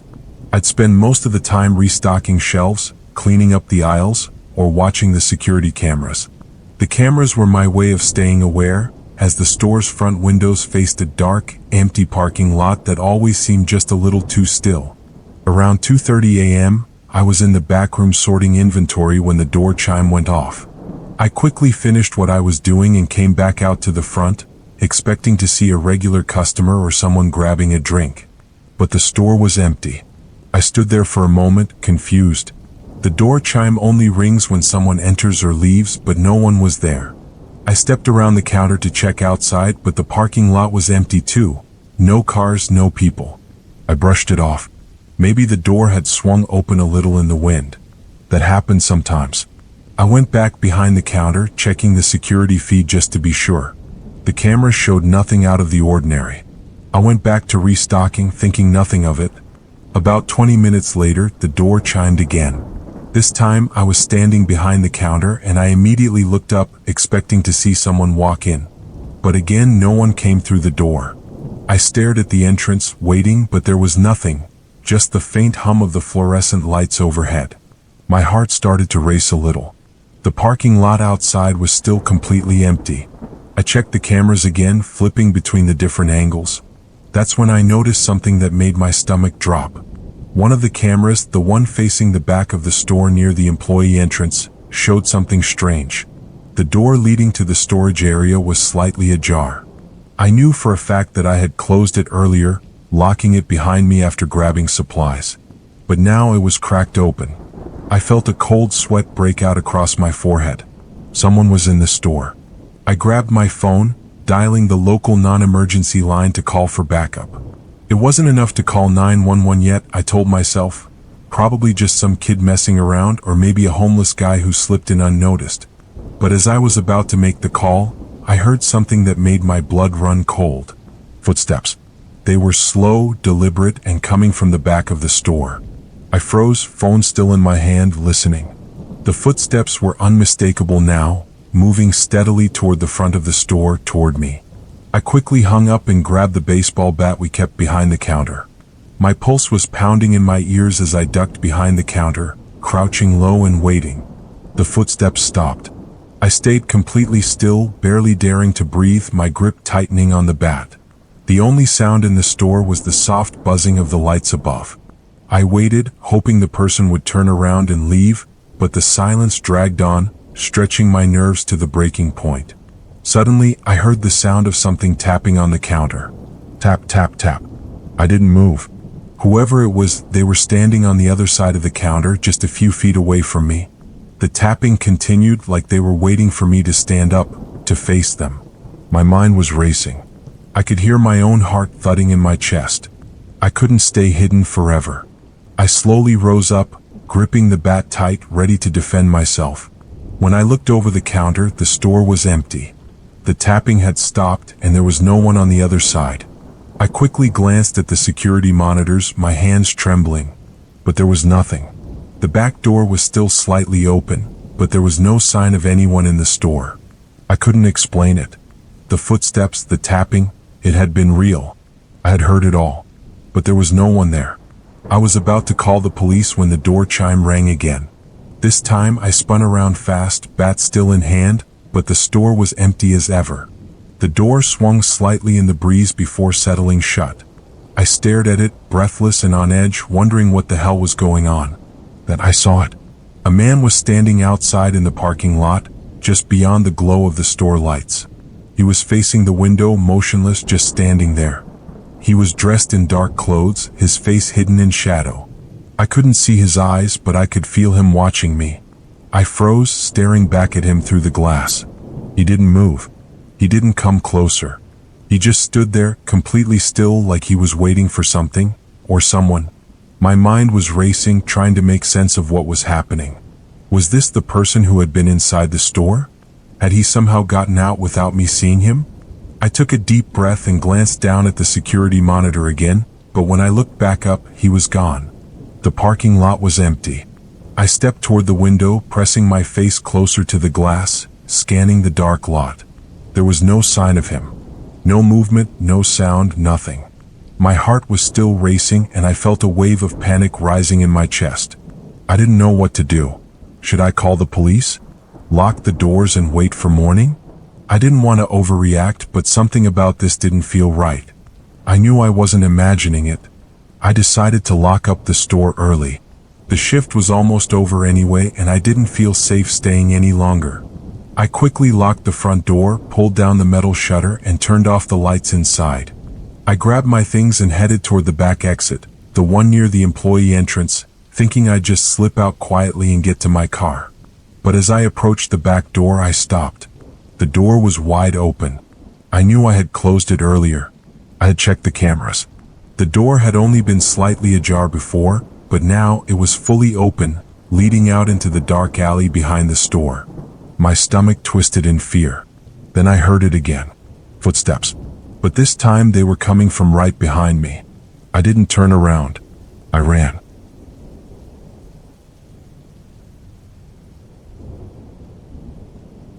I've always enjoyed late-night bike rides. There's something peaceful about the empty streets, the cool air, and the quiet of a sleeping city. It's my way of unwinding after a long day, just me and the rhythmic sound of my bike tires on the pavement.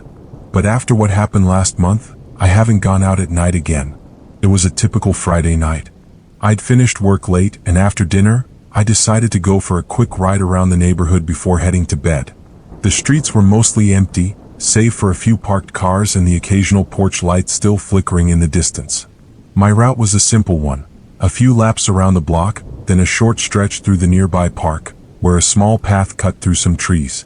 That night, though, something felt different. It was quiet. Too quiet. Usually, I'd hear the distant hum of traffic or a barking dog, but the whole neighborhood felt still. I pushed the thought out of my mind and kept riding, enjoying the cool breeze as I passed rows of dark houses.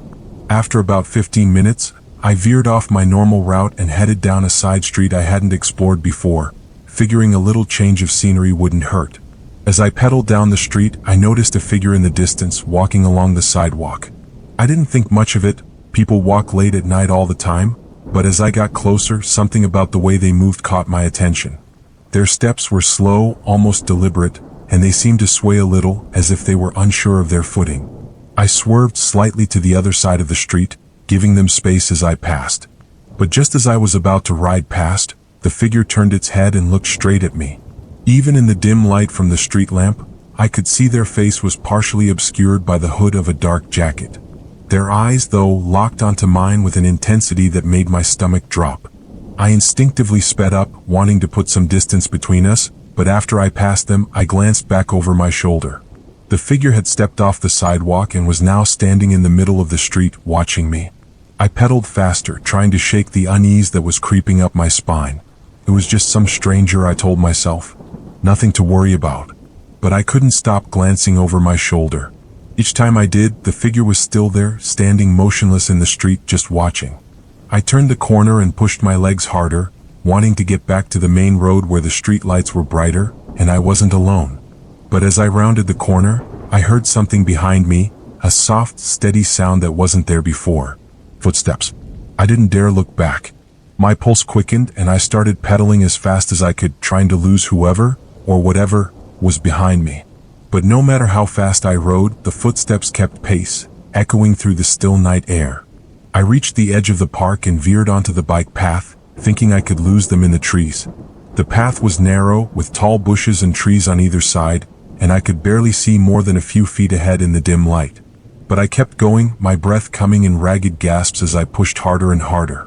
The footsteps were louder now, closer. Whoever was following me wasn't walking anymore, they were running. My mind raced, heart pounding in my chest as fear set in. Who was this person? What did they want? I finally risked a glance over my shoulder, expecting to see the figure gaining on me. But there was no one there. The path behind me was empty. I slowed down, trying to catch my breath and make sense of what was happening. My hands were shaking as I gripped the handlebars, my eyes darting from side to side, scanning the trees for any sign of movement. But the only sound now was the wind rustling through the leaves. I took a deep breath and kept going, telling myself I had just imagined the whole thing.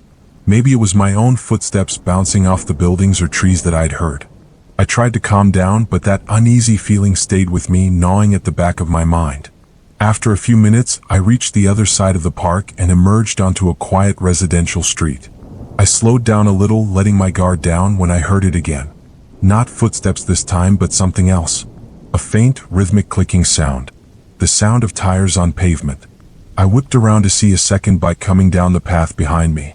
I couldn't see the rider's face in the darkness, but their figure was hunched over the handlebars, pedaling fast. Way too fast. My chest tightened in fear. There were no other bikers on this route. I hadn't seen anyone the entire ride. But now, someone was behind me and they were closing the distance quickly. I didn't wait to find out what they wanted. I turned back toward the road and pedaled as fast as I could, my legs burning with the effort. I veered onto a side street, trying to lose them in the maze of narrow roads, but when I glanced back again, they were still there, closer now. My heart was pounding in my chest, panic rising as the other biker matched my every turn, keeping pace with me no matter where I went. I didn't know what they wanted or why they were following me, but the way they moved, the speed at which they were closing in, it felt like a game to them. A chase. I was running out of options. I took a sharp turn down an alley, hoping it would lead me back to the main road. But halfway through, I realized I'd made a mistake. The alley was a dead end. I skidded to a stop, my tires screeching on the pavement as I slammed on the brakes. I turned around just in time to see the other biker coming down the alley, slowing down as they approached. I backed up against the wall, my bike between me and them, as the figure came to a stop just a few feet away. For a moment, neither of us moved. I could barely make out their face in the shadows, but I could see their eyes glinting in the dim light. They didn't say anything. They just sat there, staring at me, breathing heavily from the chase. My heart was racing, my mind spinning with fear. I didn't know what to do. I felt trapped. The narrow alley was too tight to turn around, and I knew I couldn't outrun them on foot. The figure took one hand off the handlebars and slowly reached into their jacket. That's when I bolted. I dropped my bike and ran, sprinting past them as fast as I could. I heard the screech of tires behind me as they tried to turn, but I didn't look back. I just kept running, my legs pumping as adrenaline surged through my body. I didn't stop until I reached a gas station on the main road, the lights flickering overhead as I stumbled inside, gasping for breath. The clerk gave me a strange look, but I didn't care. I was safe. I glanced outside, half expecting to see the figure riding past, but the street was empty. I never saw the rider again, and I haven't been on a night ride since.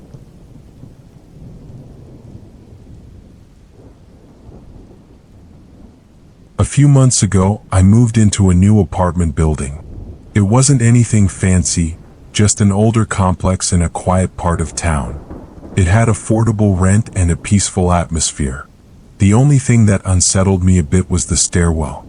My unit was on the 3rd floor and there was no elevator, so I had to take the stairs every day. The stairwell was dimly lit, and at night, it always felt a little too quiet. During the day, it wasn't a problem, but once the sun went down, the silence in that stairwell became oppressive. You could hear every creak, every sound.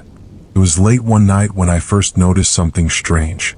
I had just gotten back from work, around 11 p.m., and was walking up the stairs to my apartment. As I reached the 3rd floor, I heard footsteps behind me coming from the lower levels. They were slow and deliberate, each step echoing up the stairwell. At first, I didn't think much of it. People come and go at all hours, and I figured it was just one of my neighbors. But as I got to my door and fumbled for my keys, the footsteps stopped right below me. I paused, glanced over the railing, but no one was there. The sound had stopped abruptly. I shrugged it off and went inside, locking the door behind me. Maybe whoever it was had gone into one of the other apartments on the lower floors. But I couldn't shake the feeling that those footsteps had stopped just a little too close to my door. The next night it happened again. I was in bed, just drifting off to sleep, when I heard them, the same slow, heavy footsteps in the stairwell. They started on the ground floor and made their way up. I listened, frozen, as they reached the 2nd floor, then the 3rd, then stopped outside my door. This time I got out of bed. My heart was pounding as I crept toward the door and pressed my ear against it. Silence. I stood there for a long time, listening, waiting for something to happen. But the footsteps didn't start again, and whoever it was didn't knock. I looked through the peephole, but the hallway was empty. I told myself it was just someone passing by again, maybe a neighbor who had been checking their phone or pausing for some reason. Still, I couldn't shake the unsettling feeling that had settled in my gut. Over the next few days, nothing unusual happened. The footsteps didn't return, and I started to forget about it. But then, about a week later, I heard them again. This time it was around 2 a.m. and I was already in bed. The sound was faint at first, just a slow, steady rhythm of footsteps coming up the stairs. But something was different.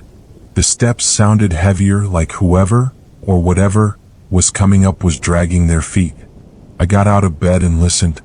The footsteps reached the 3rd floor and stopped right outside my door again. But then something else happened. The door handle jiggled. My heart jumped into my throat. I backed away from the door, my pulse racing. The handle moved again, this time more forcefully, like someone was testing the lock. I rushed over, peering through the peephole. There was no one there. Just the empty hallway bathed in dim light. The handle stopped moving, but I could hear something faint, like a low whisper, barely audible, on the other side of the door.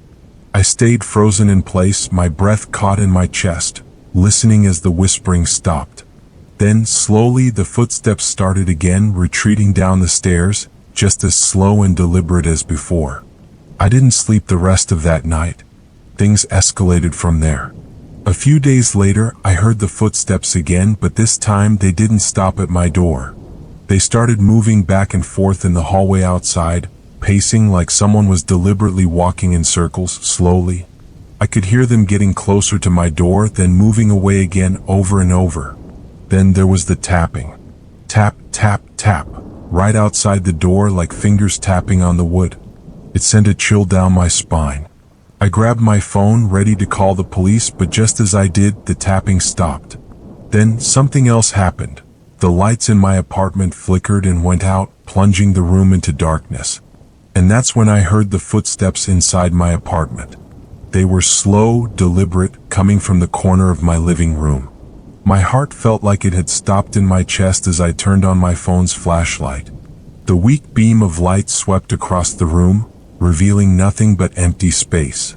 Then, in the corner just beyond the reach of the light, I saw a figure. It was pale, hunched over, with an impossibly twisted face.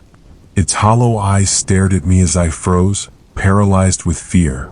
I didn't know what it was, but I knew it didn't belong here. I bolted for the door, flinging it open and racing into the stairwell. The air felt heavy, like something was pressing down on me, and I could hear footsteps behind me, following, chasing. I didn't stop running until I was out of the building, standing under the streetlights outside. Only then did I turn around, expecting to see the figure standing in the doorway. But there was nothing. Since that night, I've never gone back to the stairwell. I moved out of that apartment as soon as I could. I never found out what was making those footsteps or what I saw that night. But sometimes, in the middle of the night, I can still hear the slow, deliberate steps coming up the stairs in my dreams. And I wake up hoping it's just a nightmare.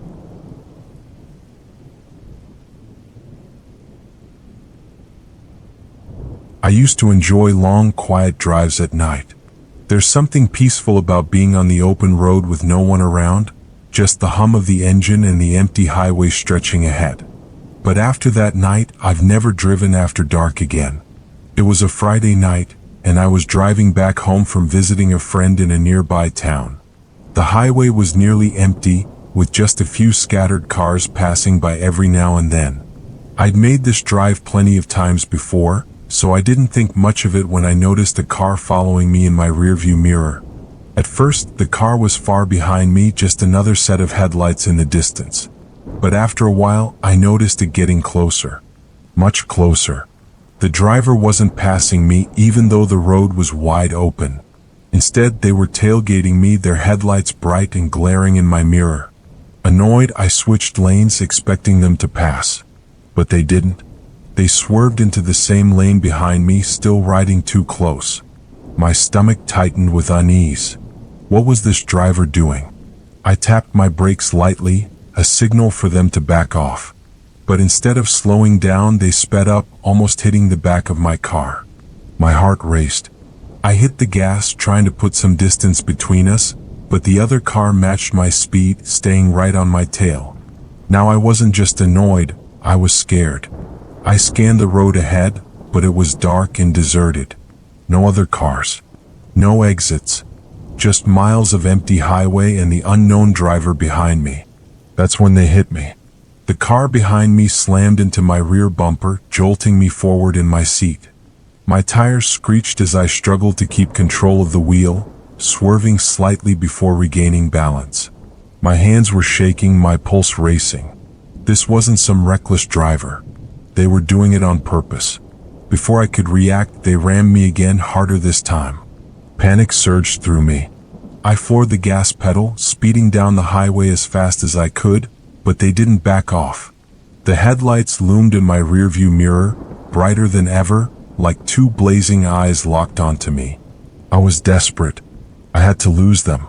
Up ahead, I spotted a rest stop sign. One of those small, lonely places with a gas station and a convenience store. It was my only option. I swerved onto the exit ramp, my tires screeching as I took the turn at high speed. The rest stop was nearly empty, just a few parked cars and a single truck. I thought maybe I could pull in, find someone, and get help. But as I pulled into the parking lot, I saw the other car following me off the highway. They were still right behind me. I parked near the gas station, my hands trembling as I scrambled to get out of the car. I barely had time to shut the door when I heard the roar of the engine. I turned around just in time to see the car that had been chasing me speed toward my car, full throttle. They were going to hit me. I jumped out of the way as their car crashed into mine with a deafening bang. The impact sent my car skidding sideways, smashing into the parking lot barrier. I could feel the vibration from the impact through the pavement as I lay on the ground, gasping for breath. Before I could even stand up, the driver's door of the other car swung open. A man stepped out. He was tall, wearing a dark jacket, and there was something about the way he moved, fast, aggressive, purposeful, that made my blood run cold. He was coming for me. I scrambled to my feet trying to run, but he was too quick. He caught up to me, grabbing the back of my jacket and yanking me backward. I stumbled, hitting the ground hard. My heart pounded in my ears and I could feel the cold asphalt beneath me. "What do you want?" I managed to choke out, my voice shaking. He didn't answer. He just stood over me, his shadow looming as he reached into his jacket. I thought for sure he was going to pull out a weapon. My mind raced with panic. I needed to get away, but I was trapped. Then I heard something, another car. Headlights appeared from the opposite direction, flooding the parking lot with light. I twisted my head, desperate for help, and saw a large truck pulling into the rest stop. The man froze, glancing over his shoulder at the truck. I didn't wait. I used that split second to kick at his legs and scramble to my feet. He stumbled, cursing, but I didn't stop to look back. I ran as fast as I could toward the gas station, waving my arms frantically at the truck driver. "Help! Help me!" The truck screeched to a halt and I could see the driver jumping out of his cab. The man who had attacked me glanced around, realizing he was outnumbered. Without another word, he sprinted back to his car, jumped in, and sped off, tires squealing as he disappeared into the night. I collapsed by the gas station, gasping for breath, my body shaking from the adrenaline. The truck driver rushed over, asking if I was okay, but I could barely speak. All I could think about was how close I had come to being seriously hurt, or worse. The police arrived not long after, but by then the other car was long gone. They took my statement and filed a report, but I never heard anything more about the man who had attacked me. He had vanished into the night, leaving no trace behind. Since that night, I've never driven alone after dark.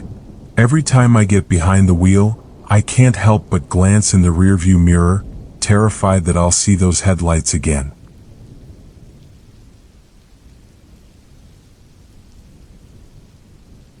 I was always a fan of taking weekend getaways to escape the monotony of city life. So when my girlfriend and I found an Airbnb nestled in a small, quiet town far from any big cities, we booked it without hesitation. The listing looked great. A cozy, rustic cabin, scenic views, and a friendly host who lived nearby if we needed anything. It sounded like the perfect escape. We arrived late in the afternoon, and the place was even more charming than the photos had shown. Surrounded by trees and with a stunning view of the mountains, it felt like we had stepped into a postcard. The host, an older man named Tom, greeted us as we pulled into the driveway. He seemed friendly enough, but something about him made me uneasy.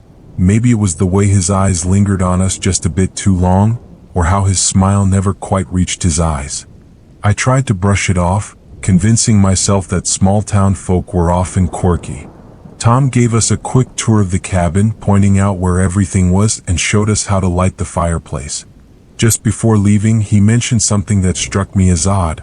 He told us not to worry if we heard any noises at night, saying it was probably just the old house settling. At the time, I didn't think much of it. After he left, we spent the evening enjoying the cabin. It had that old rustic charm to it, and the coziness made us feel relaxed. Dinner by the fire, a few glasses of wine, it all felt perfect. But later that night things started to feel off. It was around 11 p.m. when we were getting ready for bed. That's when I heard it, the faint sound of floorboards creaking like footsteps in the living room. At first I tried to brush it off. Tom had mentioned the house made noises after all. But then the creaks became more deliberate, more rhythmic, almost as if someone was walking slowly from one end of the room to the other. My girlfriend heard it too. She looked at me wide-eyed and whispered if I heard that. I nodded, feeling that same unease creeping back. I grabbed a flashlight, telling myself I'd just go check it out to put her at ease, but deep down I felt something wasn't right. The living room looked exactly as we had left it, except for one thing. One of the dining room chairs was slightly pulled out from the table. I was certain we hadn't touched it after dinner. Trying to keep things calm, I told myself it was probably nothing. Maybe we had bumped into it earlier without noticing. I pushed the chair back in, feeling uneasy, and told my girlfriend everything was fine. We decided to lock all the doors and windows just to be sure. That night, sleep didn't come easily. I kept hearing faint noises, taps, creaks, and shuffling sounds from the living room. Each time I woke up, I lay there listening, but eventually the sounds would stop and I'd drift off again. Around 3 a.m., I was jolted awake by a sound that sent chills down my spine, the front door creaking open. My heart skipped a beat. I knew I had locked it. I sat up in bed, straining to listen. I heard the door softly click shut, followed by slow, deliberate footsteps moving across the living room floor. They weren't like the random creaks from before. These footsteps were real and someone was inside the cabin. I shook my girlfriend awake and told her to stay quiet, explaining that I thought someone had entered the house. My hands were shaking as I reached for the flashlight again. There was no cell service here, so calling for help wasn't an option. We were completely isolated. I crept out of bed, trying to stay as quiet as possible. When I got to the living room, I was met with an eerie sight.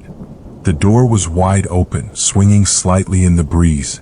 But that wasn't what scared me the most. The chair that I had pushed back in earlier, it was pulled out again. But this time it was turned, facing directly toward the hallway, almost as if someone had been sitting there, watching us while we slept. I hurried to the door and slammed it shut, locking it again. My girlfriend was panicked, asking me what was going on, and all I could tell her was that we needed to leave. We weren't staying another night. We rushed to pack our things, but before we could finish, there was a knock at the door. 3 slow, deliberate knocks. My blood ran cold. I crept to the door and looked through the peephole. It was Tom. He was standing there on the porch, his face barely visible in the dim light, but something about him seemed off. He was standing too still, his head tilted slightly as if waiting for us to open the door. I didn't want to let him in, but I knew we had to get out of here. I cracked the door open just enough to talk to him and tried to sound calm. I told him we were leaving, making up an excuse about a family emergency. His expression didn't change. He just stood there for a moment, staring at me before nodding slowly. He said it was strange that we were leaving so soon, but his tone didn't seem surprised. It almost sounded like he expected it. His words felt heavy with meaning. Then, in the same calm voice, he told me, "If you need anything, I'll be around." I quickly shut the door and locked it. My girlfriend and I grabbed the rest of our things, threw them into the car, and didn't look back as we sped down the empty road, leaving the cabin and Tom far behind. We never figured out what really happened that night, whether Tom had been sneaking into the cabin or if there was something else going on. But when we checked the Airbnb reviews later, we noticed something chilling. Several other guests had left in the middle of the night too, all mentioning strange noises and the feeling of being watched. One review stood out: "Great place to stay, but whatever you do, don't go to sleep. He's always watching."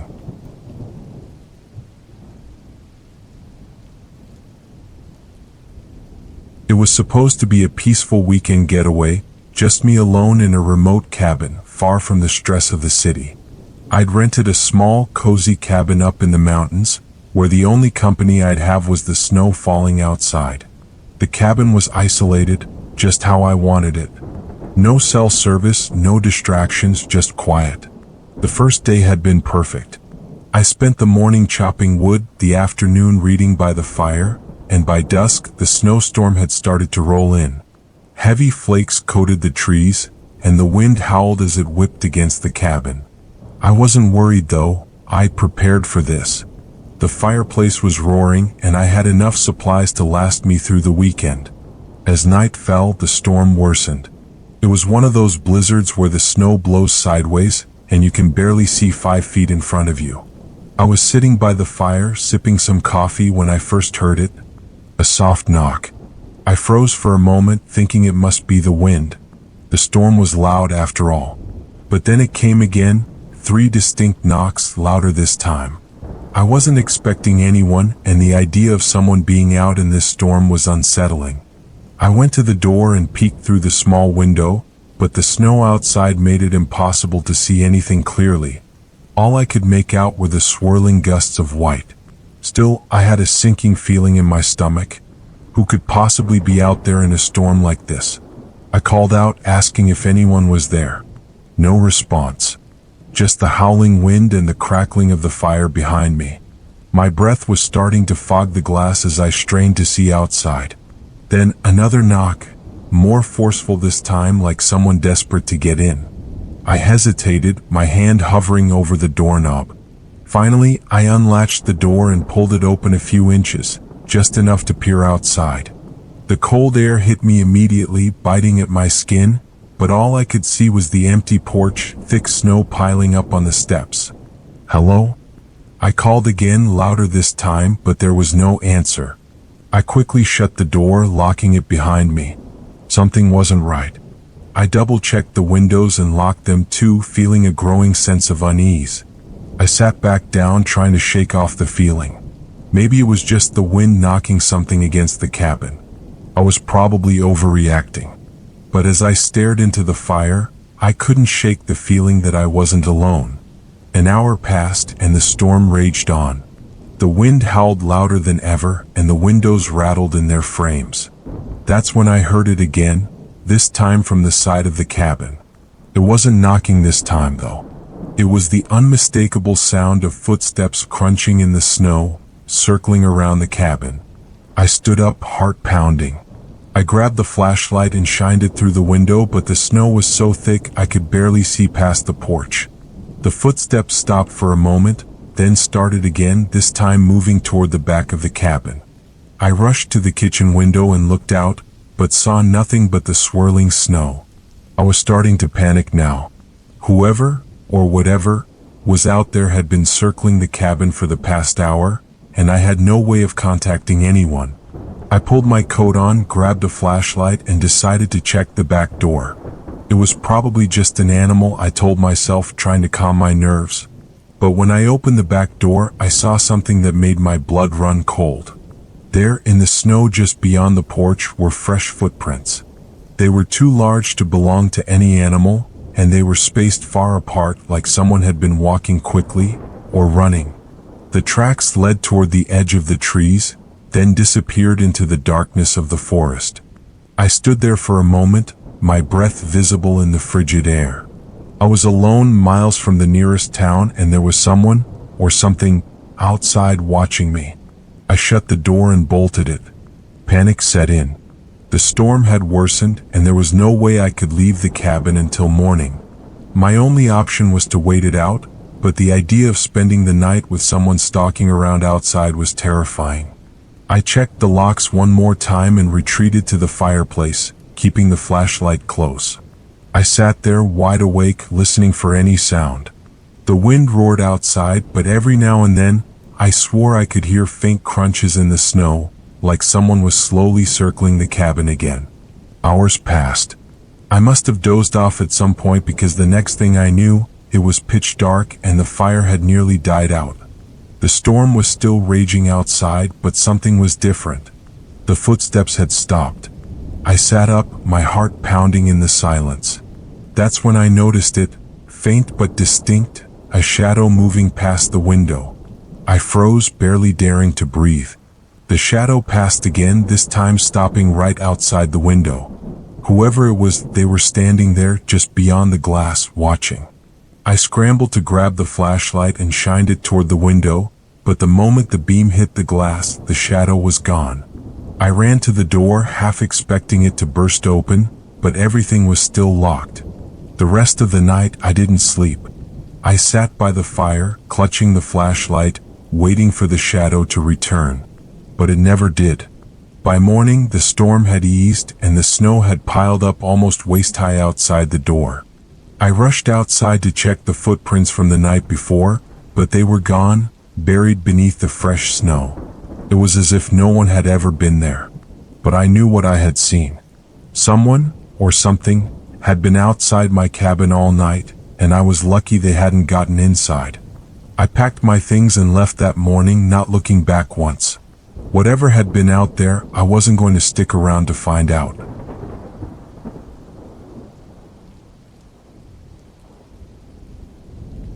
It was supposed to be a weekend to reconnect with nature.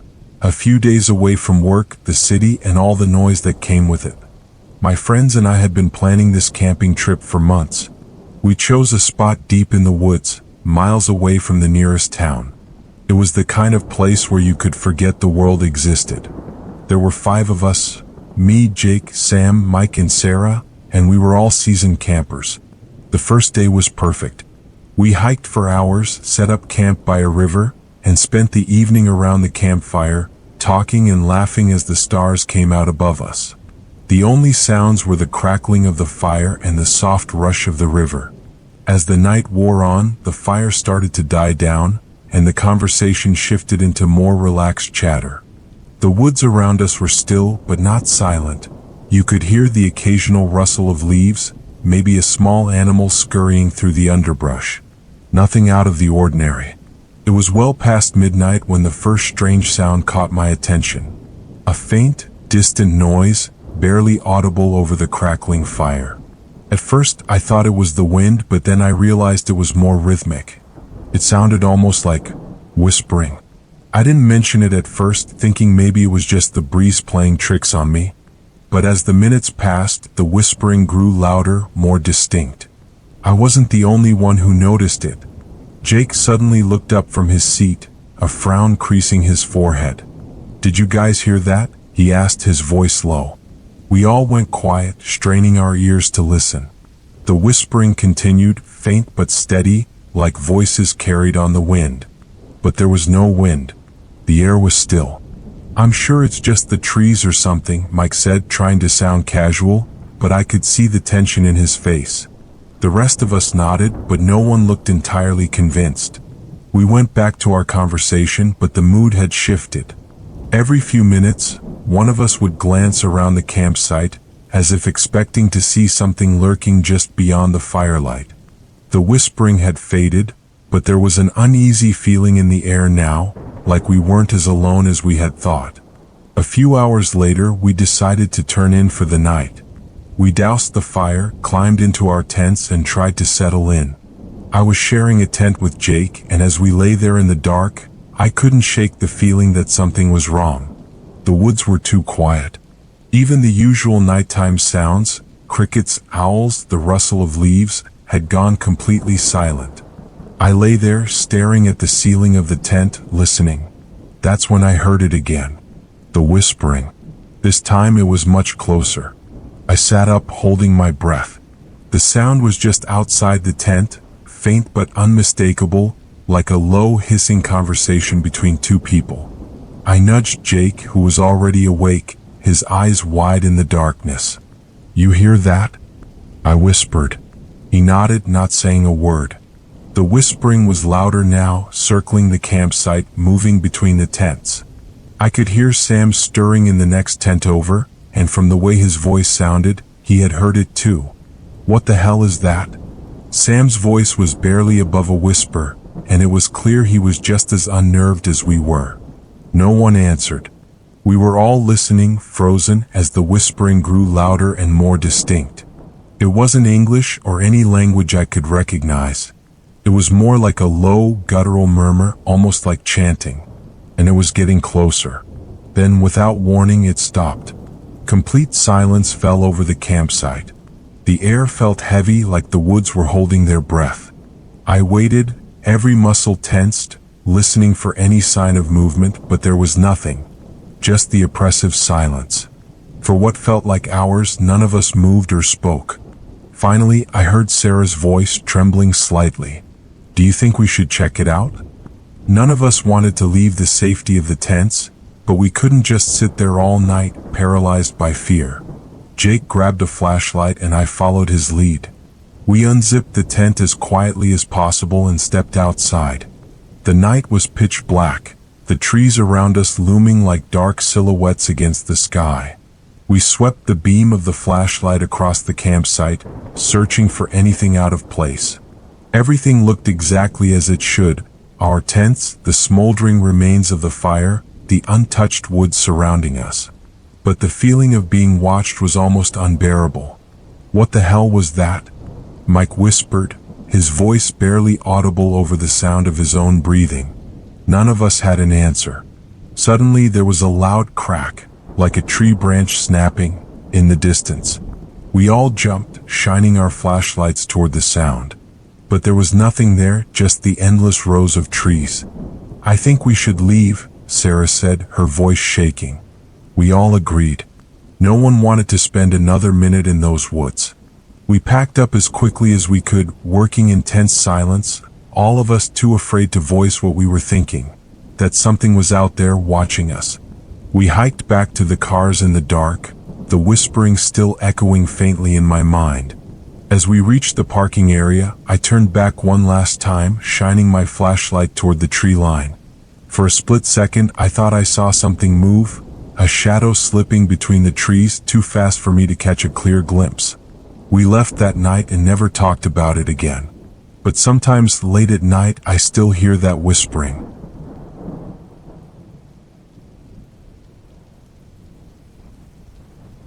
When I moved into my new apartment, I thought I was finally getting a fresh start. The building was in a nice neighborhood, quiet and not too far from work. The landlord told me most of the other tenants kept to themselves, which suited me just fine. I wasn't looking to make new friends. I just wanted peace and quiet after a stressful year. The first week went by without incident. I unpacked, settled in, and quickly fell into a routine. I noticed my neighbor a couple of times, an older man probably in his 60s or 70s. He lived in the apartment next to mine. I never saw him leave his place, but I often heard him moving around, shuffling about late at night. The walls in the building were thin, so every creak and shuffle echoed into my space. One night, about a week after I moved in, I started hearing something unusual. It was around 1 a.m. and I was lying in bed reading when I heard this soft, repetitive knocking. At first, I thought it was coming from outside, but when I got up to check, I realized it was coming from the apartment next door, my neighbor's place. The knocking continued, steady and rhythmic, like someone tapping their knuckles against the wall over and over. It wasn't loud, just persistent. After a few minutes, it stopped, and I figured maybe he had dropped something or was hanging a picture. I went back to bed and didn't think much of it. The next night, the knocking returned. This time, it was louder and more erratic. It didn't sound like knocking anymore. It was more like something was being dragged across the floor. The noise lasted for about 10 minutes before it abruptly stopped. I tried to ignore it, but the next morning, curiosity got the better of me. I bumped into the landlord when I was heading out for work and casually asked him about my neighbor. The landlord just shrugged and said the man had been living there for years, mostly kept to himself, and didn't cause any trouble. He didn't seem concerned. That night, the knocking came again. This time it was louder, almost frantic. It started around midnight and didn't stop. I lay in bed, staring at the ceiling, listening as the sound moved from one side of the apartment to the other. It was like someone was pacing back and forth, dragging something heavy along with them. I finally had enough. I grabbed my phone and stepped out into the hallway, ready to knock on my neighbor's door and ask what was going on. But as soon as I opened my door, the sound stopped. The hallway was empty, and my neighbor's door was closed. I hesitated for a moment, then knocked softly. No answer. I knocked again, louder this time, but there was still no response. The air in the hallway felt heavy, almost oppressive, and a chill ran down my spine. I quickly returned to my apartment and locked the door behind me.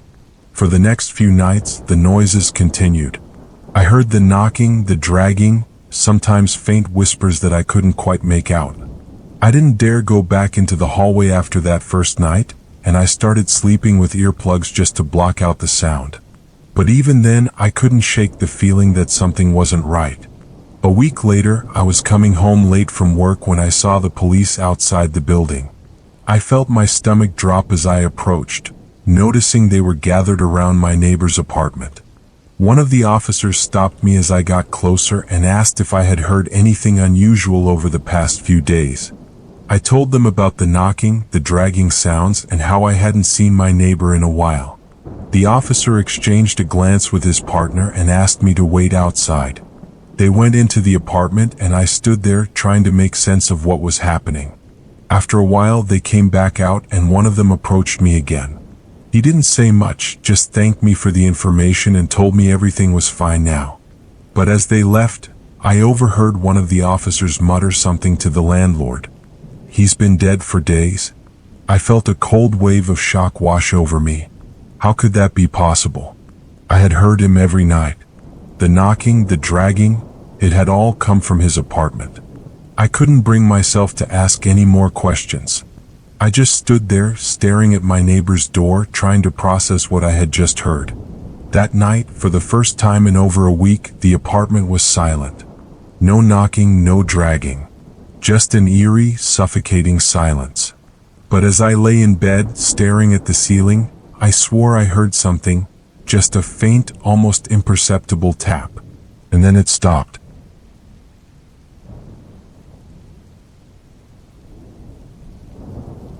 I've always loved hiking, especially early in the morning when the world is still quiet, and the only sounds you hear are your own footsteps and the occasional bird. That particular weekend, I decided to take on a trail I hadn't explored before. It was a bit further out from my usual spots, deep in the mountains away from the typical tourist trails. The weather forecast had mentioned the possibility of some morning fog, but I didn't think much of it. I'd hiked in fog before. It was peaceful in a way, like walking through a dream. But as I started up the trail that day, something about the fog felt different. It wasn't just a light mist hanging in the air. It was dense, almost oppressive. It clung to the trees, wrapping the forest in a thick, white blanket that made it hard to see more than a few feet ahead. The first mile or so was fine. The trail was well marked and I had my map and GPS with me, so I wasn't worried. The fog, though thick, seemed manageable. The forest was eerily silent, with the usual sounds of rustling leaves and birds strangely absent. I pressed on, thinking that as the morning wore on, the fog would lift and everything would go back to normal. But it didn't. Instead, the fog grew even denser. Soon I could barely see the ground beneath my feet. The trail markers became harder to spot, and I had to slow down, double-checking my GPS every few minutes to make sure I was still on the right path. The silence weighed heavier, and I found myself glancing over my shoulder more than once, though I wasn't sure why. It was around the third mile when I first saw it, a shadowy figure just barely visible through the swirling fog, standing a little way off the trail. At first, I thought it was another hiker, maybe someone who had taken a break or gotten lost in the fog like me. I waved, trying to get their attention, but the figure didn't move. They just stood there, motionless, staring in my direction, or at least that's what it felt like. I couldn't make out any features, just the outline of a person. Something about it unnerved me. I felt an instinctive chill run down my spine, like I was being watched. I decided to ignore it and keep walking, figuring that maybe it was just a tree or a rock, distorted by the fog. But as I continued, I couldn't shake the feeling that something was wrong. Every now and then, I'd catch glimpses of the figure again, always at the edge of my vision, standing just off the trail. No matter how far I walked, they never seemed to get any closer or further away. They were always just there. I tried to tell myself I was imagining things. The fog was messing with my perception, creating illusions. But the longer I walked, the harder it became to convince myself of that. My heart started pounding in my chest and my footsteps quickened. I kept checking my GPS, hoping to see that I was nearing the end of the trail, but according to the map, I was still miles from the nearest exit. Then something strange happened. The figure disappeared. One moment it had been there, hovering just beyond the trees, and the next it was gone. I felt a wave of relief wash over me, but it was short-lived. The trail ahead forked, and the GPS signal suddenly dropped, leaving me standing in the middle of the dense fog with no sense of direction. I pulled out my map, but the fog made it nearly impossible to see any landmarks around me. I stood there trying to make sense of where I was when I heard it: footsteps. They were soft at first, almost imperceptible, but they were unmistakably there, echoing in the silence of the forest. The sound was coming from behind me, from the direction where the figure had been. My pulse quickened.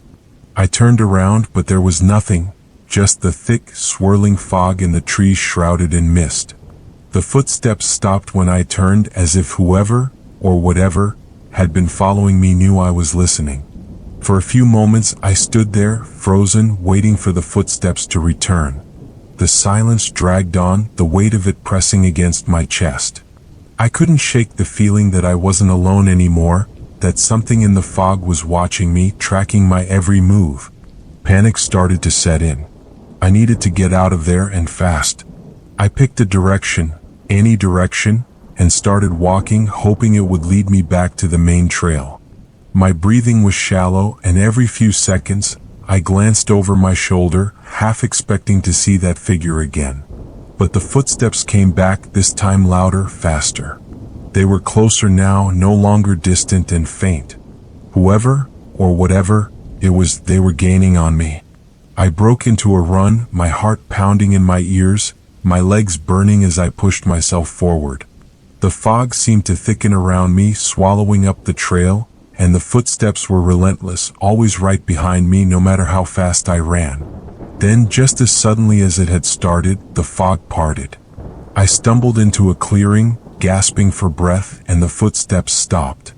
The forest ahead of me was clear, the fog lifting slightly, revealing the familiar trailhead that led back to the parking lot. I looked behind me, expecting to see the figure emerge from the trees, but there was nothing. The trail behind me was empty, as if no one had ever been there. I didn't wait around. I sprinted down the trail, not stopping until I reached my car. My hands were shaking as I fumbled with the keys, desperate to get inside and drive away from the trail, away from whatever had been following me. Even now, weeks later, I can't explain what happened. The fog had played tricks on my mind, but the footsteps, those had been real. And so was the feeling of being watched. Every time I hike now, I can't help but glance behind me, half expecting to see that shadowy figure again, standing just beyond the trees, waiting.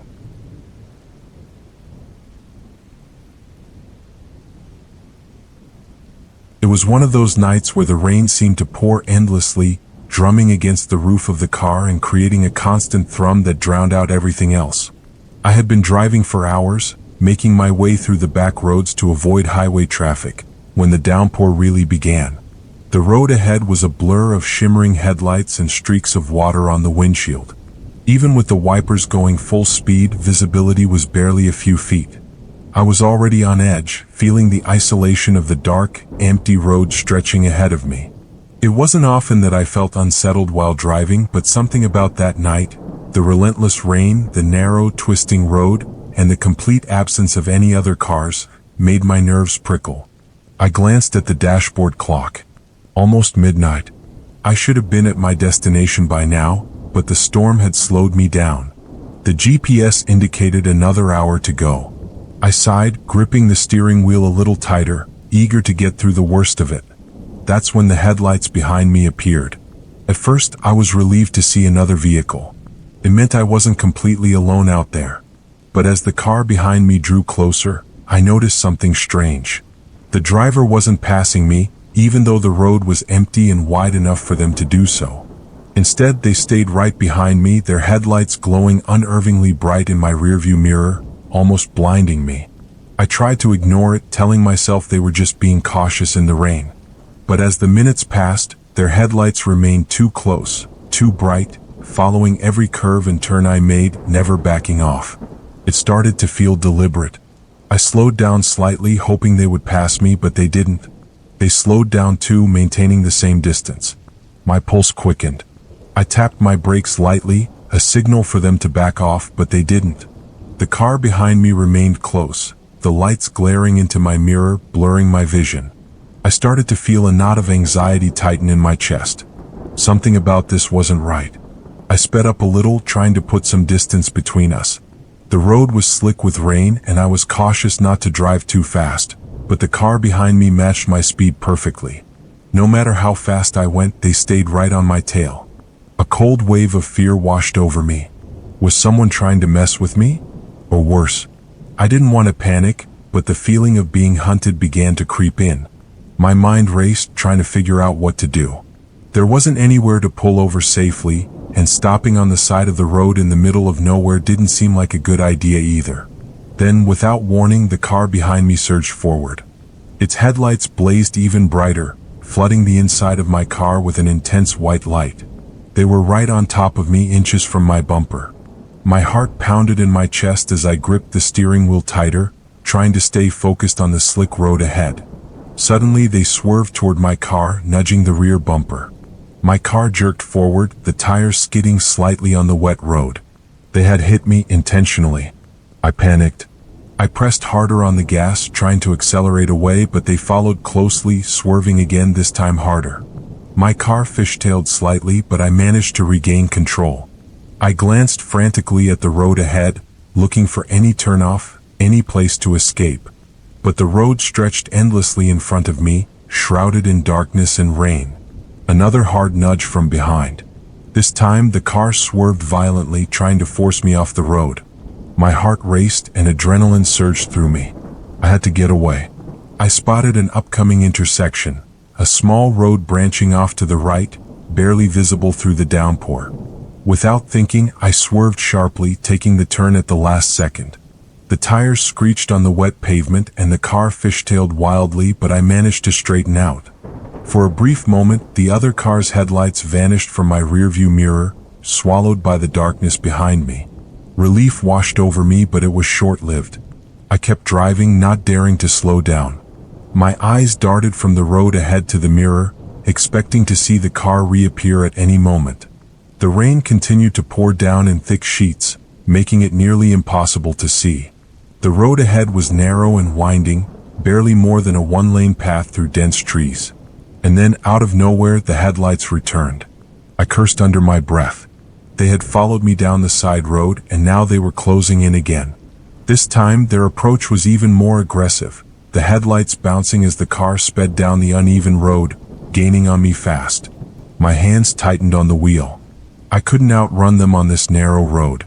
The trees pressed close on either side, leaving me no room to maneuver. The car behind me sped up again, their headlights blindingly bright, and then, slam. They hit me hard, this time sending my car veering dangerously toward the edge of the road. I fought to keep control, but the road was too slick.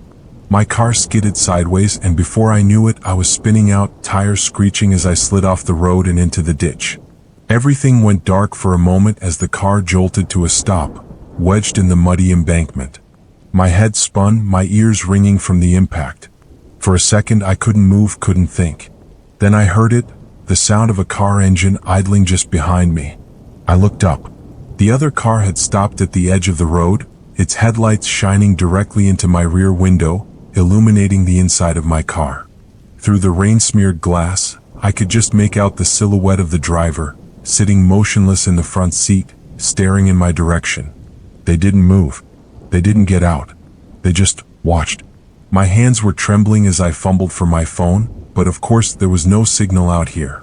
I was trapped, alone.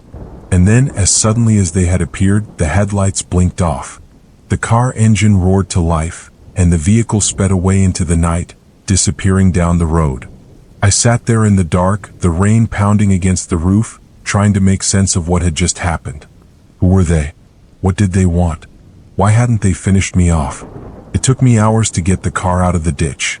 I eventually flagged down a passing trucker who helped tow me out. But the whole time I couldn't shake the feeling that whoever had chased me was still out there, watching, waiting. Even now, whenever I drive alone at night, I can't help but check my rearview mirror, half expecting to see those headlights appear again, following me through the rain.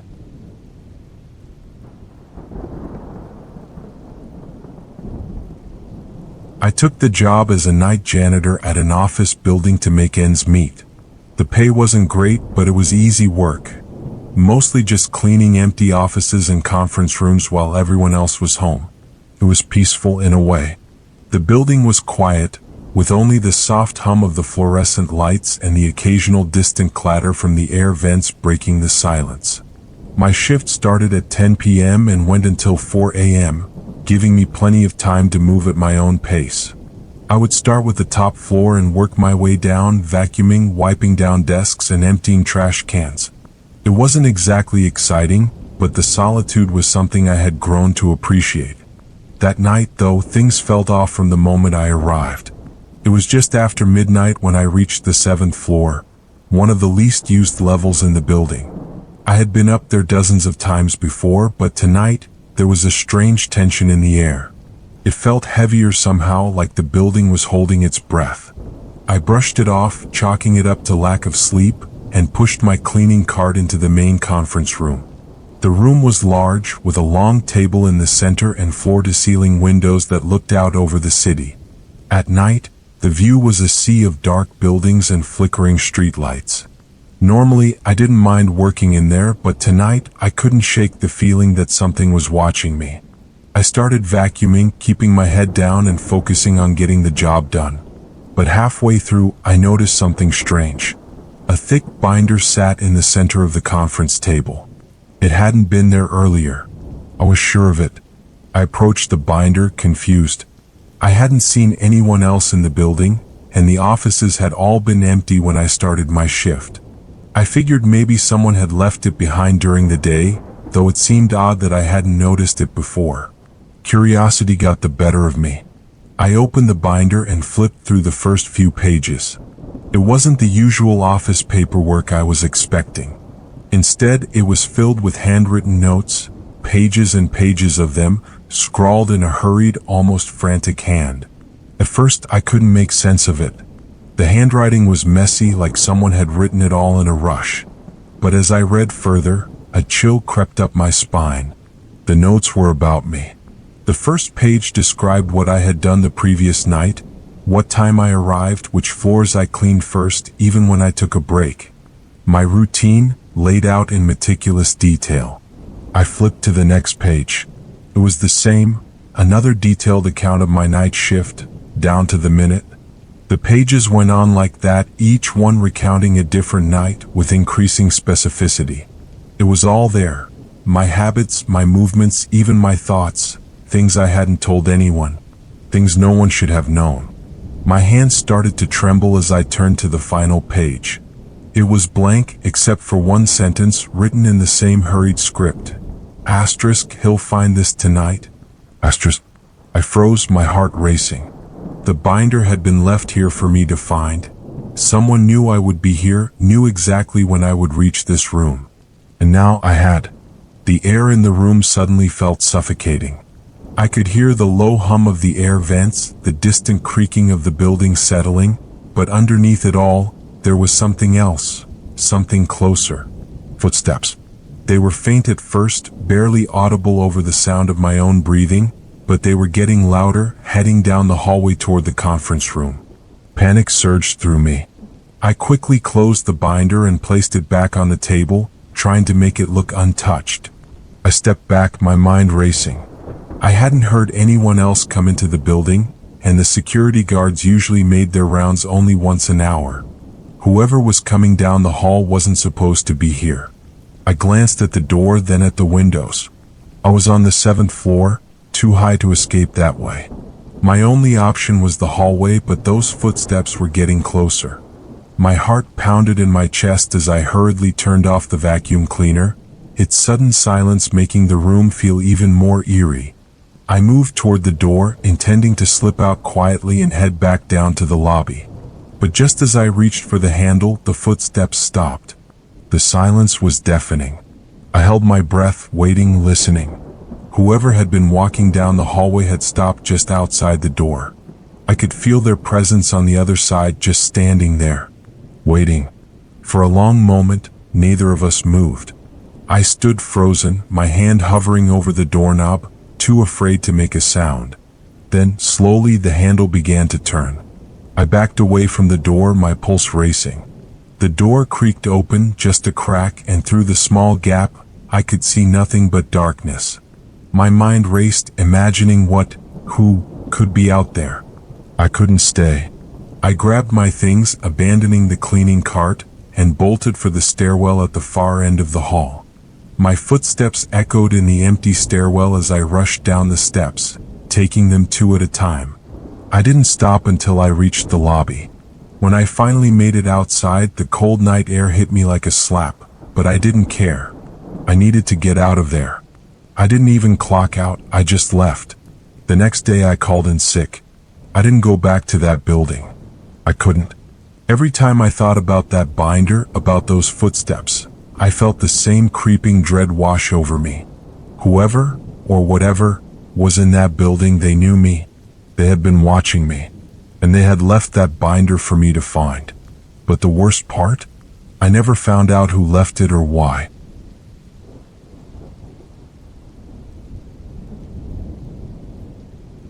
Cycling had always been my escape, especially at night. There's something peaceful about pedaling down the city's quiet riverside paths after dark, the city lights reflecting off the water, and the cool breeze in your face. I've been doing it for years, and it's always been my way of unwinding, a time when I could be alone with my thoughts. One evening, after a long day at work, I decided to take my usual route along the river. It was already late, around 10 p.m., but the bike path was well lit and familiar, so I didn't think twice.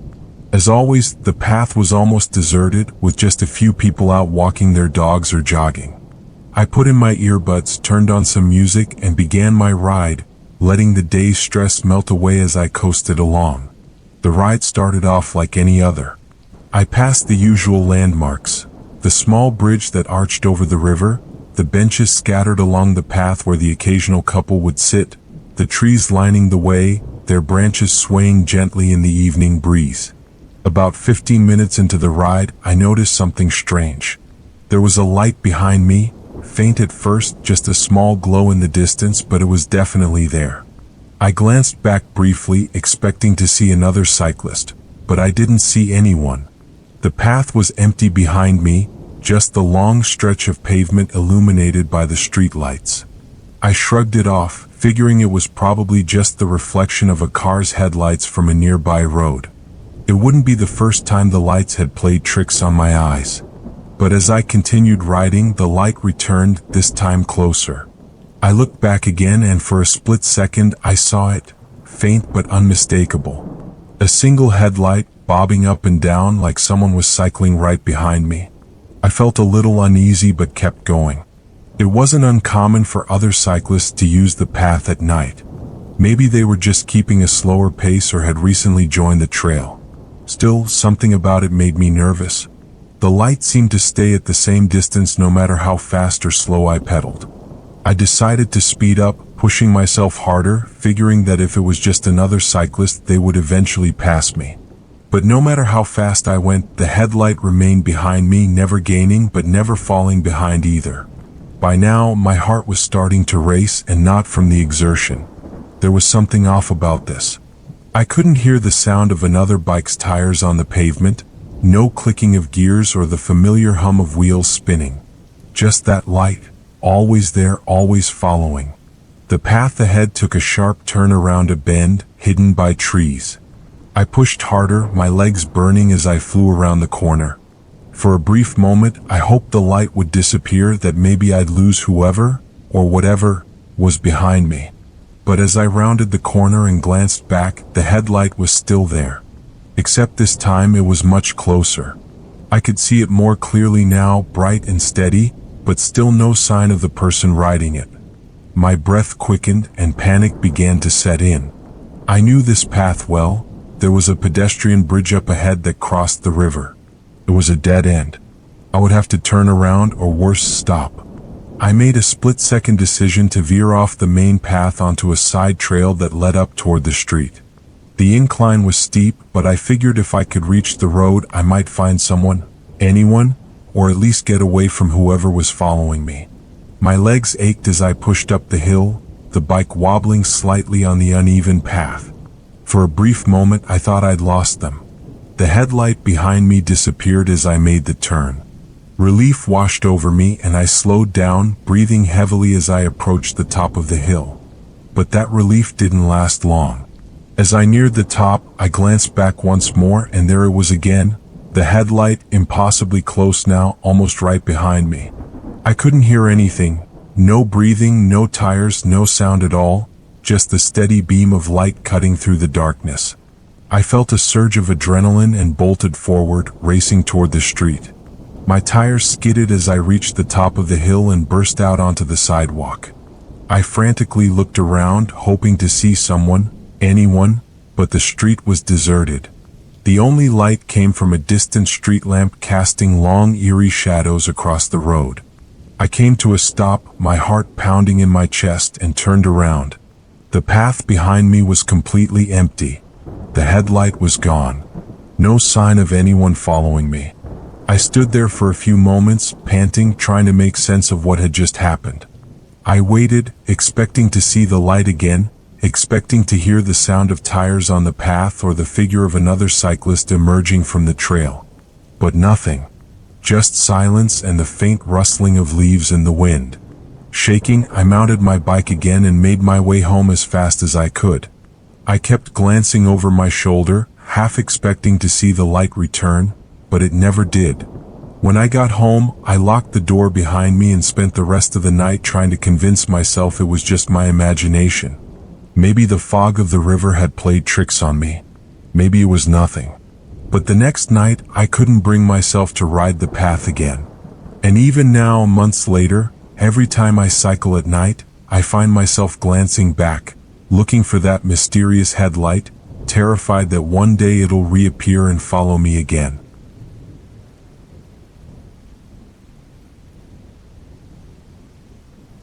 A few months ago, I rented a small farmhouse out in the country. I was working on a novel, and the isolation seemed perfect for getting my thoughts together. The house was cozy, simple, but it had everything I needed. Most importantly, it was quiet, with nothing but open fields and distant trees surrounding the property. I could work uninterrupted, with no distractions. The first few days went by peacefully. I settled into a routine, writing in the mornings, taking walks in the afternoons, and spending my evenings by the fire, reading. I barely saw anyone. The closest neighbor was at least half a mile down the road, and the only sign of civilization was the occasional car passing by in the distance. But one night, that peaceful isolation was broken. It was a little after 10 p.m. when I heard the knock at the door. At first, I thought I was imagining it. The farmhouse was so remote, I hadn't expected visitors, especially not at that hour. I hesitated for a moment, staring at the door, wondering if I should answer. The knock came again, 3 slow, deliberate taps. I grabbed my phone, though there was no signal this far out, and approached the door cautiously.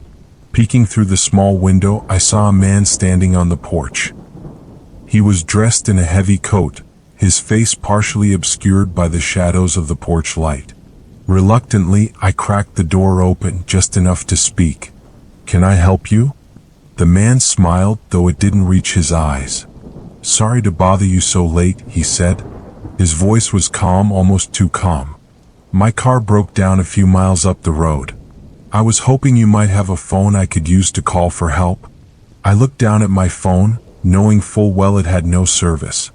"There's no signal out here. Nearest help is in town, and that's about 20 miles away." The man's smile faded slightly, but he didn't move. "Mind if I come in for a bit then? Just to get out of the cold?" Something about the way he said it made me uneasy. It wasn't freezing outside, chilly sure, but nothing extreme. And besides, there was something about him, something I couldn't quite put my finger on. An instinctive feeling that told me letting him in would be a mistake.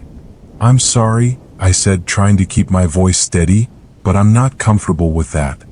I can give you directions to the nearest gas station if that helps."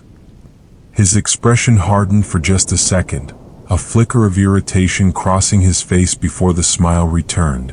"No need to be unfriendly," he said quietly. "I'm just looking for a little help." There was something in his tone, a subtle edge that sent a chill down my spine. I shook my head again, more firmly this time. "I can't help you. You'll need to keep walking to find assistance." He stood there for a long moment, staring at me. I could feel his eyes studying me through the crack in the door, and I felt exposed, vulnerable. Then, without another word, he turned and walked off the porch, disappearing into the darkness beyond the yard. I watched him go, my heart racing, before quickly locking the door and closing the curtains. I tried to calm myself, telling myself he was probably just some unlucky traveler. But something about the encounter felt wrong. I couldn't shake the feeling that he'd been watching me for longer than I realized. That night I barely slept. Every little sound in the house made me jump. Creaks, groans, the wind rattling the windows. I couldn't stop thinking about the man, wondering if he was still out there, somewhere in the fields, watching the farmhouse. The next morning I went outside to check the area, hoping to find some sign that he had moved on. I scanned the road and the fields, but there was no sign of him, no broken down car, no footprints in the soft dirt. It was as if he had vanished. I tried to convince myself that I was overreacting, that maybe he had found help somewhere else, but I couldn't shake the lingering dread that hung in the air. The rest of the day felt off. I couldn't focus on my writing.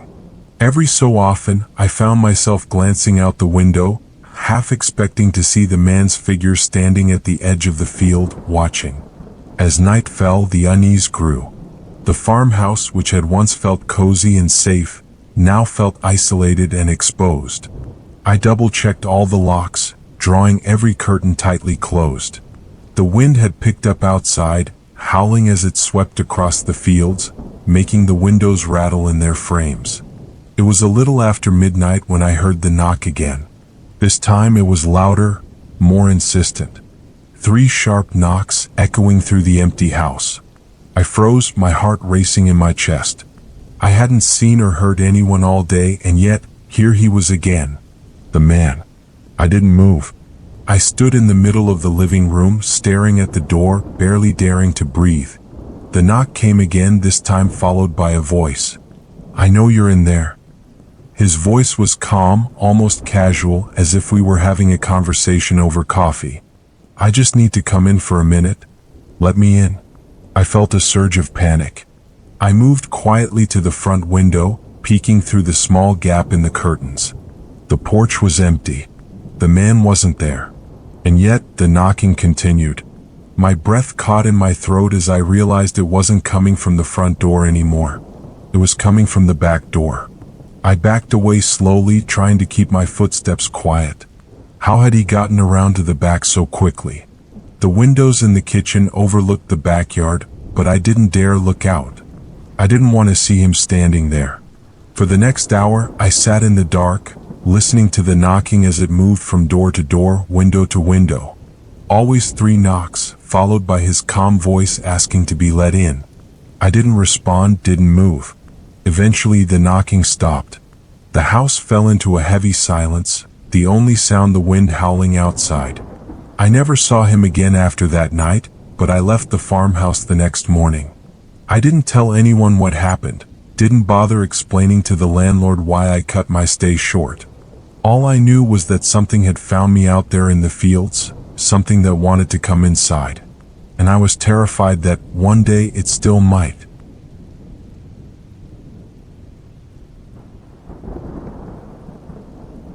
Running at night had always been my thing. It was the only time I could really clear my head, away from the noise of the day and the crowded sidewalks. The city was a different place after dark. Quieter, more peaceful, almost deserted. I knew the streets well, especially my usual route along the river, which was well lit and always felt safe. I had never once felt uneasy running there, at least not until that night. It was a Thursday and I had finished work late. The city was already winding down by the time I laced up my shoes and stepped out into the cool night air. The river path was just a short walk from my apartment, and as soon as I hit the trail, I felt that familiar sense of calm wash over me. The streetlights reflected off the water, casting long shadows across the path, but everything seemed normal. quiet, peaceful, the way I liked it. I set my pace, earbuds in, listening to the steady rhythm of my footsteps on the pavement.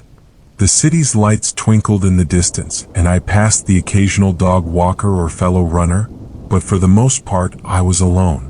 Just the way I liked it. I had been running for about 20 minutes when I noticed something strange. Out of the corner of my eye, I saw a shadowy figure just a few feet behind me keeping pace. At first, I thought nothing of it, probably just another runner. It wasn't unusual to pass someone going the same way, especially this close to downtown.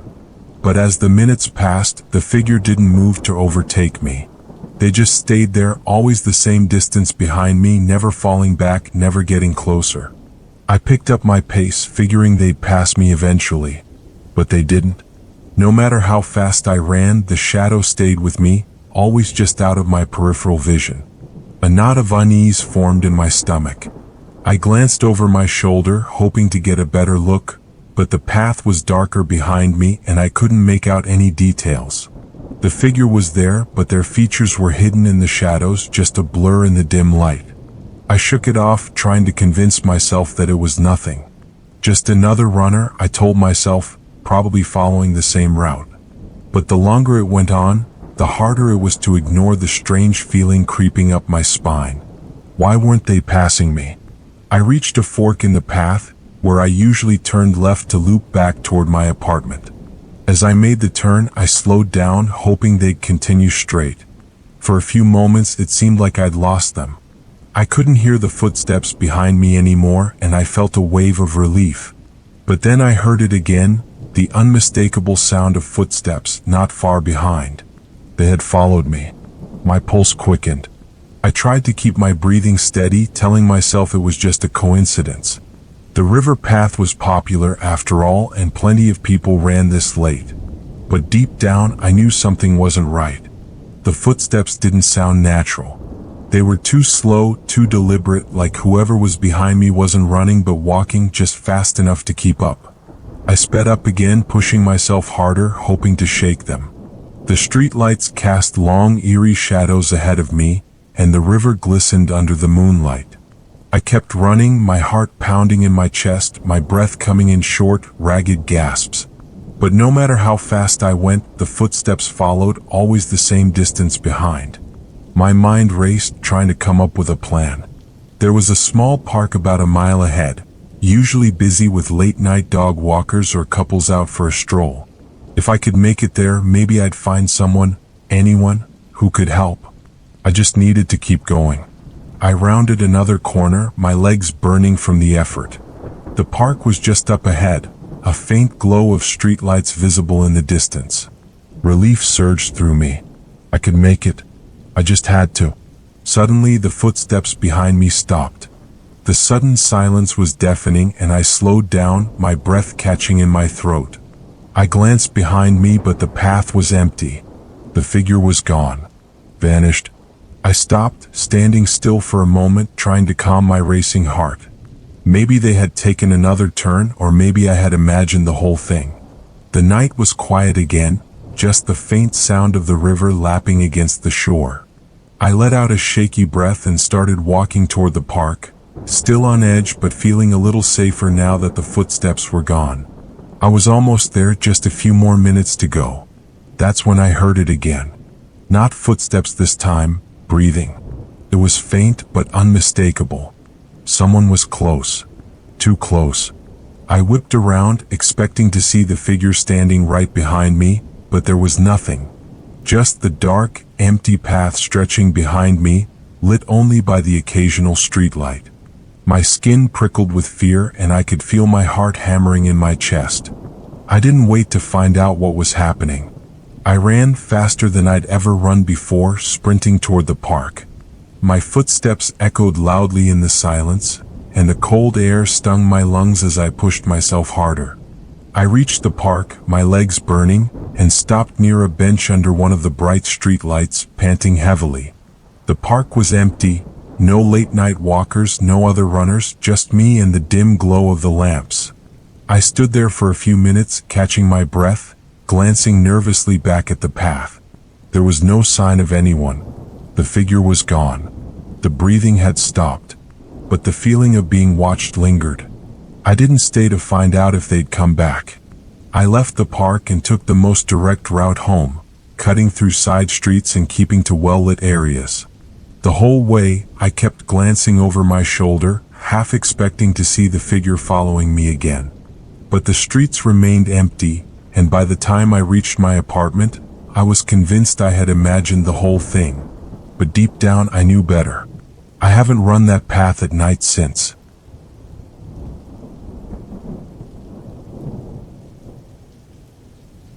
During my last year at university, I often found myself spending late nights at the library, cramming for exams or working on assignments. The campus library was old, one of the oldest buildings at the university, and it had this almost eerie stillness at night. But it was quiet, and that's what I needed. One particular night, I was seated at my usual spot, a small wooden desk tucked away in the corner of the third floor. Most of the other students had already left, and it was getting close to midnight.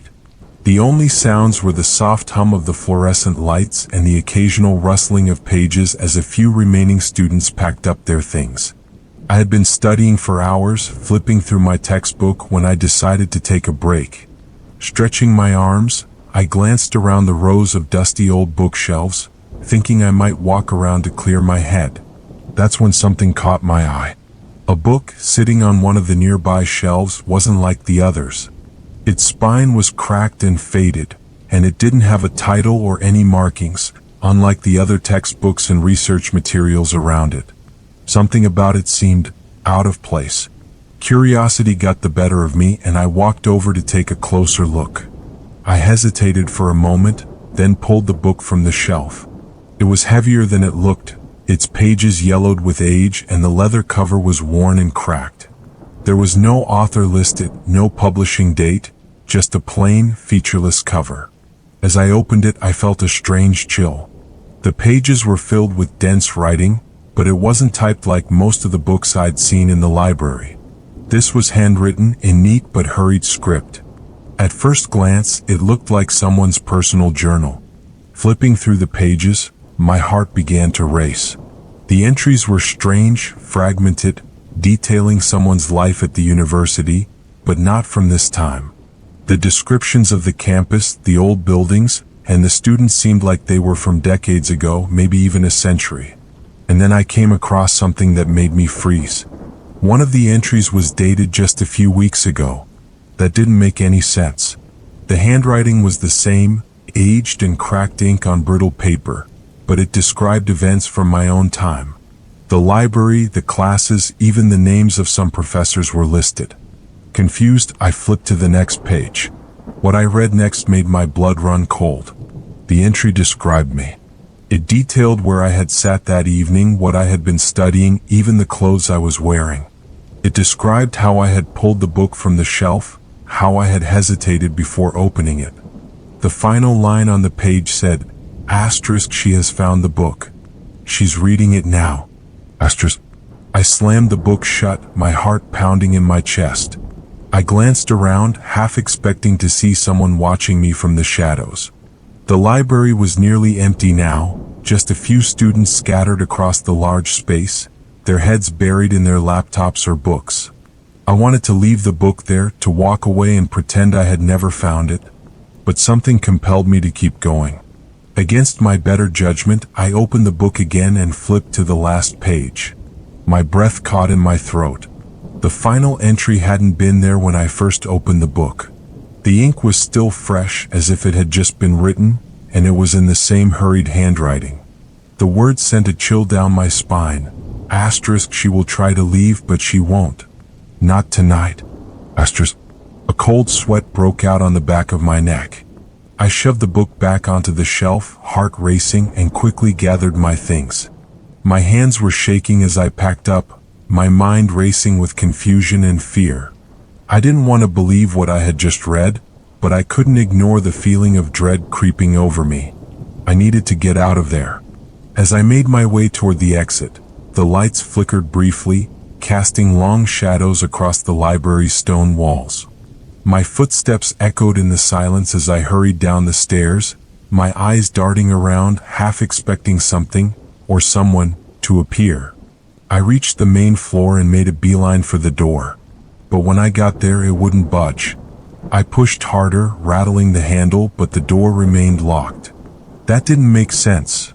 The library never locked its doors until the staff closed up, and I was sure it wasn't closing time yet. I turned around, looking for the security guard or a staff member, but the library was deserted.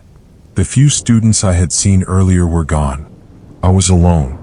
That's when I heard it, a soft, almost imperceptible sound, like the rustling of pages being turned. The sound came from behind me near the shelves where I had found the book. I stood there, frozen in place, my heart pounding in my ears. I didn't want to turn around. I didn't want to see what, or who, was there. But slowly I forced myself to look. There, in the shadows between the shelves, stood a figure. Tall, indistinct, their face obscured by darkness. They didn't move. They just stood there watching. I backed away slowly, my eyes never leaving the figure. The rustling sound grew louder, filling the empty library, as if hundreds of unseen hands were flipping through pages all around me. Suddenly, the lights flickered again, and when they came back on, the figure was gone. But the oppressive feeling remained, weighing heavily in the air. I didn't know what else to do. The doors were still locked, the library still empty, and the figure, whatever it was, had vanished. But I knew it wasn't over. I knew I wasn't alone. I turned back toward the exit, praying that somehow the doors would open. But as I reached for the handle, I heard it again, the faint sound of writing. I glanced back at the shelves where the book had been, and there, sitting on the nearest table, was the same cracked, leather-bound book. Open. Waiting for me. I didn't touch it. I couldn't. Instead, I ran for the nearest emergency exit, my heart pounding in my chest. This time, the door gave way and I stumbled out into the cold night air, gasping for breath. I never went back to that library. And I don't know what happened to that book or who or what was writing those entries. But sometimes, late at night, I wonder if someone else will find it, sitting quietly on the shelf, waiting for its next reader, and what it will write about them.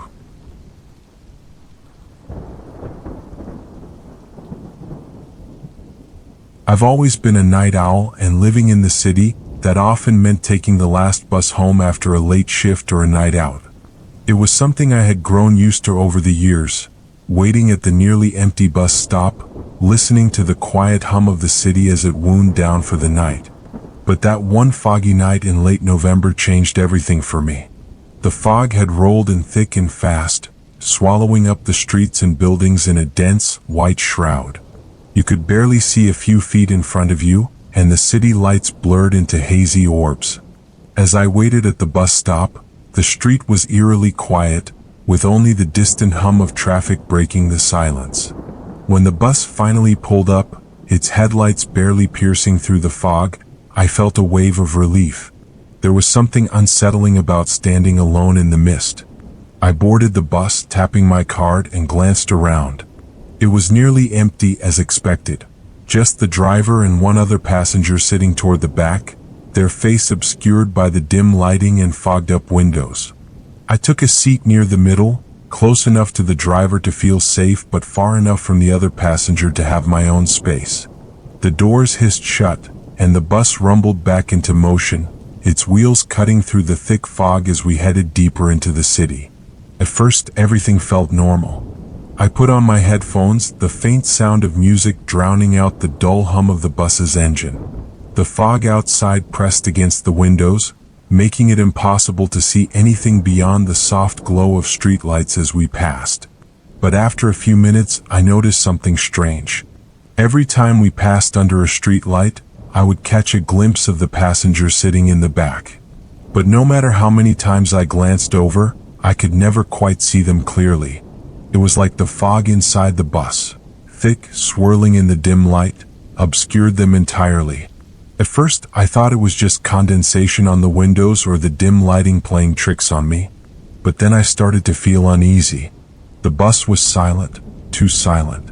I couldn't hear the passengers shifting in their seat, no rustling of clothing, no sounds of breathing. It was as if they weren't there at all, just a figure blending into the fog. I took my headphones off, suddenly feeling exposed. The silence was heavy, oppressive, and the air on the bus felt cold, much colder than it should have been.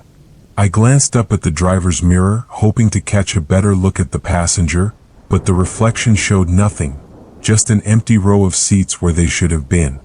I sat there, my pulse quickening, trying to make sense of it. Had I imagined the other passenger? I knew I had seen someone get on when I boarded. I was sure of it. The bus continued to wind its way through the city, the fog growing thicker, the streets emptier. Every now and then the driver would stop at a bus stop, but no one else got on. The passenger remained in the back, a shadowy figure I couldn't quite see, and the silence stretched on. I couldn't shake the feeling that something was very wrong. I decided to move closer to the front, where the light was brighter, hoping it would ease the tension in my chest. As I stood up, I glanced toward the back again, and for the first time I saw the passenger move. Slowly, deliberately, they turned their head as if watching me. I froze. The fog swirled around their face, and for a brief moment, I thought I saw something. A flicker of pale skin, hollow eyes. But it was gone in an instant, swallowed by the fog.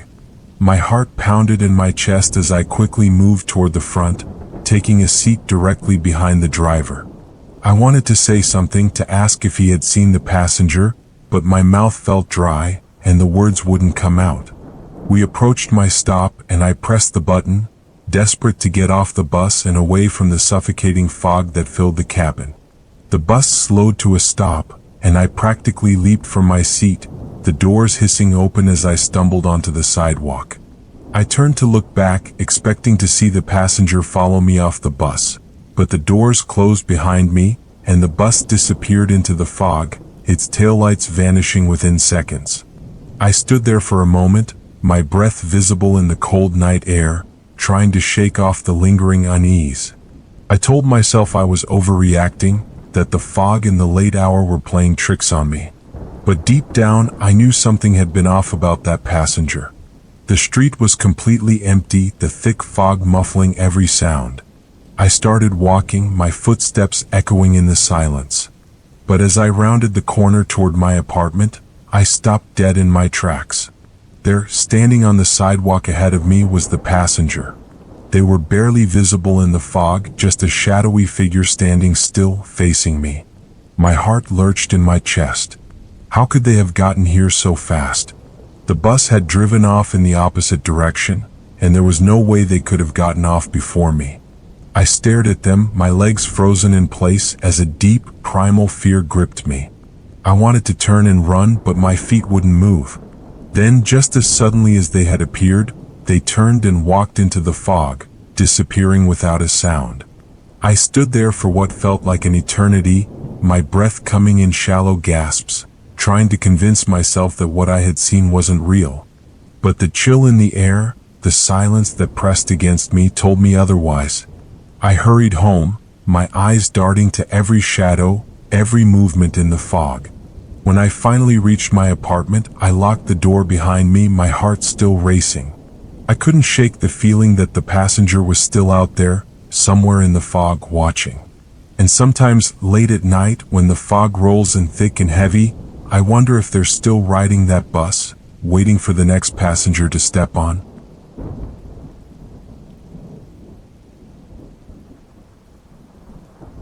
Hiking had always been my favorite way to escape the stress of daily life. I often took off alone into the mountains, following trails that few people knew about. The quiet of the forest, the fresh air, and the solitude, it always helped clear my head. But that day's hike turned into something I'll never forget. I had chosen a trail that led deep into the woods, far from the popular paths. It was an old route, mostly overgrown and barely marked on maps, but I had read about it in a hiking forum, and it intrigued me.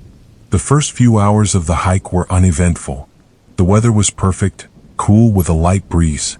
The forest was thick and green, the sound of birds and the occasional rustle of leaves keeping me company as I followed the narrow path.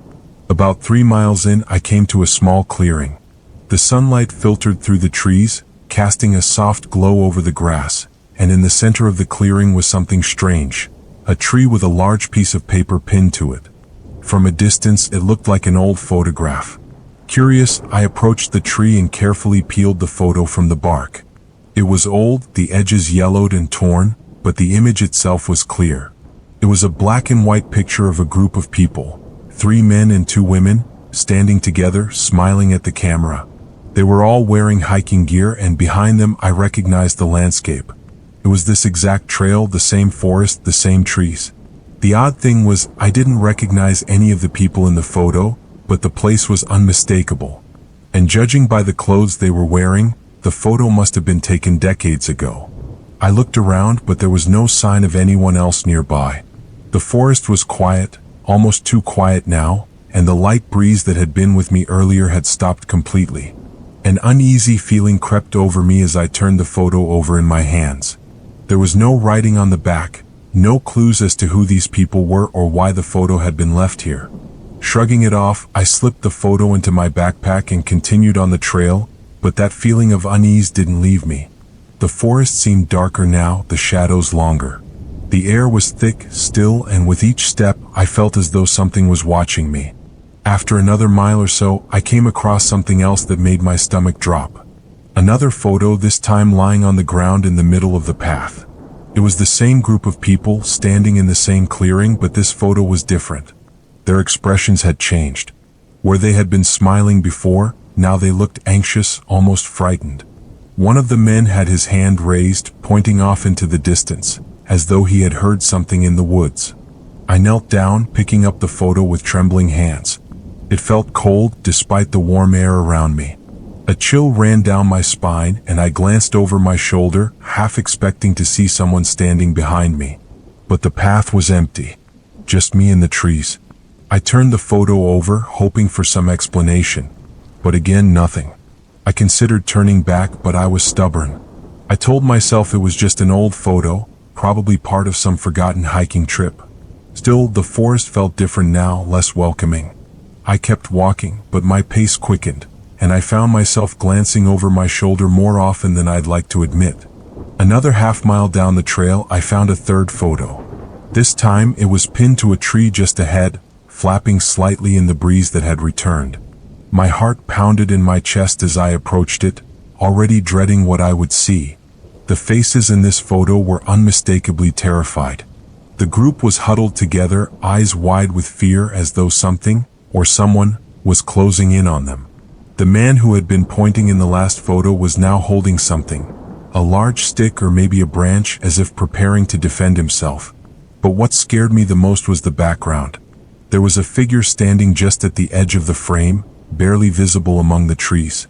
It was blurry, like it had been moving when the photo was taken, but it was tall, impossibly tall, and looming over the group from the shadows. I dropped the photo and stumbled back, my breath coming in ragged gasps. My mind raced, trying to make sense of it. This couldn't be real. There was no way these photos had just been left here, waiting for someone to find. It felt deliberate. I didn't want to see any more. My instincts screamed at me to turn back, but when I looked at the path behind me, it felt just as dangerous as what lay ahead. The forest had closed in around me, the trees seeming closer, their branches like claws reaching out. With no other choice, I kept moving, my steps faster now, my senses on high alert. The silence of the forest pressed against my ears, broken only by the sound of my own breathing. And then I saw it. The final photo. It was lying in the middle of the path, directly in front of me, as if placed there deliberately. I didn't want to pick it up, didn't want to see what was on it, but I couldn't help myself. My hands shook as I reached down and turned the photo over. This one was different. There was no group of hikers, no scared faces. The photo showed only the trail, the same trail I was on now, leading deeper into the forest. And standing in the center of the path, facing the camera, was me. The photo had been taken just moments ago. My heart pounded in my chest as I stared at the image, my mind racing with confusion and terror. How was this possible? I hadn't seen anyone. I had been alone the entire time. I dropped the photo and looked around, my pulse racing. The forest was silent, but I could feel it. Something was there, watching me, following me. My skin prickled with the unmistakable sensation of being observed. Without another thought, I turned and ran. I didn't care about the trail or the photos or where I was anymore. I just needed to get out of those woods. The trees blurred past me as I sprinted, my breath ragged and my heart pounding in my ears. I didn't stop running until I reached my car at the trailhead, gasping for air, drenched in sweat. The hike that had taken hours now seemed to pass in a blur, but I couldn't shake the feeling that something, or someone, had been watching me the whole time. I never went back to that trail. I couldn't. And I don't know who, or what, took those photos, but sometimes I still think about them. About the group of hikers, about the figure in the trees, and about that final picture of me. I never took that photo. So who did?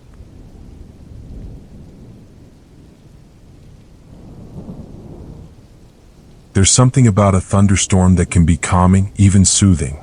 The rhythmic tapping of rain on the windows, the distant rumble of thunder, it always put me at ease. That's why I didn't think much of it when the forecast called for heavy rain and lightning that night. I figured I'd settle in with a good book and ride out the storm in the comfort of my home. My house sat at the edge of town, isolated enough to offer privacy but close enough to neighbors that I never felt truly alone. It was an old place with creaky floors and drafty windows, but it had a certain charm to it. I'd lived there for almost a year and I loved the quiet. The storm rolled in just after sunset, heavy raindrops drumming against the roof. I turned off the lights in the living room, lit a few candles, and sank into my favorite chair by the window. The flashes of lightning lit up the sky in bright, erratic bursts, illuminating the trees that swayed in the wind outside. Everything felt peaceful, calm, until the power went out. It happened in an instant, one bright flash of lightning followed by a loud crack of thunder and then darkness.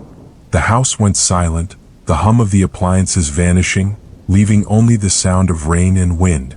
My candles flickered in the sudden void of electricity, casting long shadows on the walls. I wasn't worried. Power outages happened during storms all the time.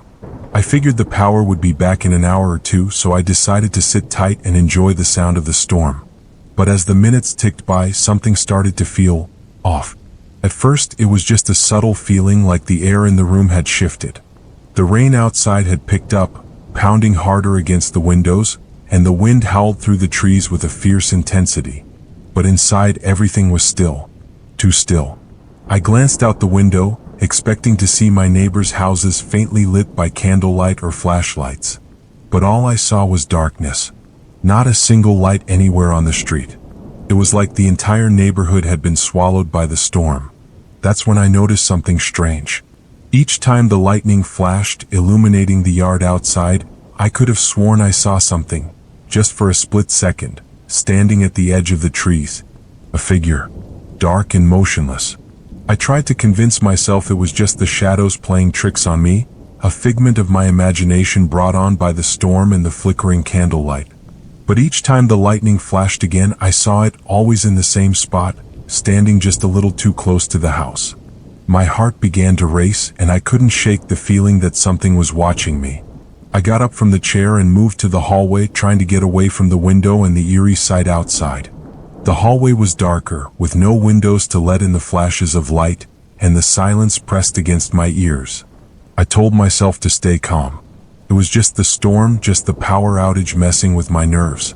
But then I heard it, a faint tapping sound like something lightly knocking against one of the windows in the back of the house. I froze, listening. Tap, tap, tap. It was too deliberate to be the wind or the rain.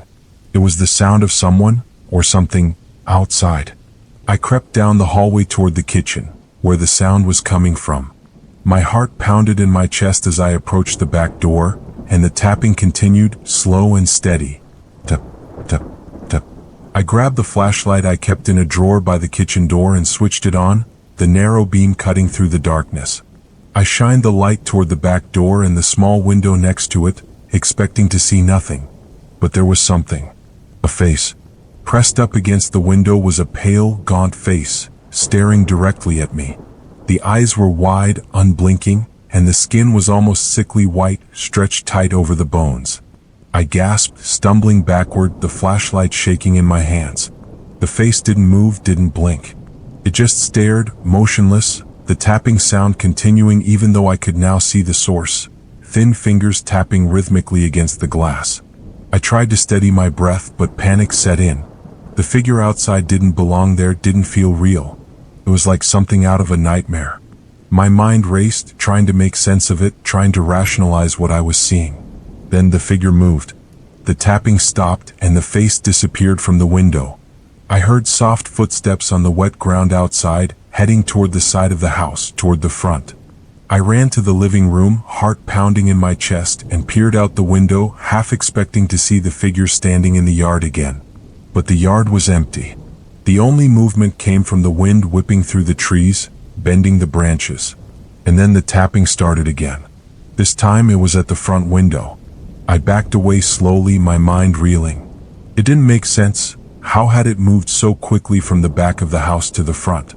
My skin prickled with fear, and every nerve in my body screamed for me to run, to leave, but I was frozen in place. The rain pounded harder, and lightning illuminated the front yard once more. For just a second, I saw the figure again, standing outside the window, staring directly at me, unmoving.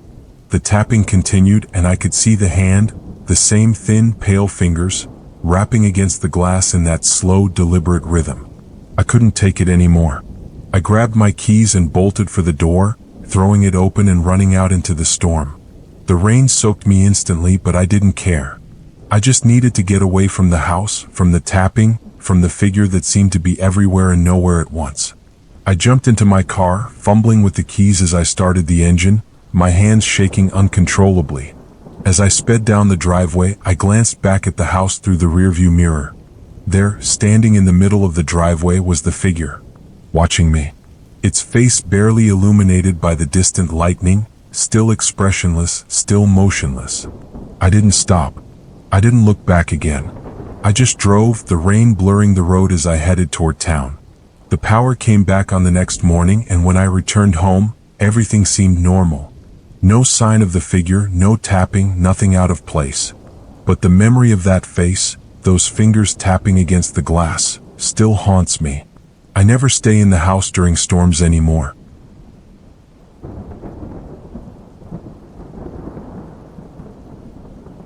I had just started a new job in a modern office building downtown.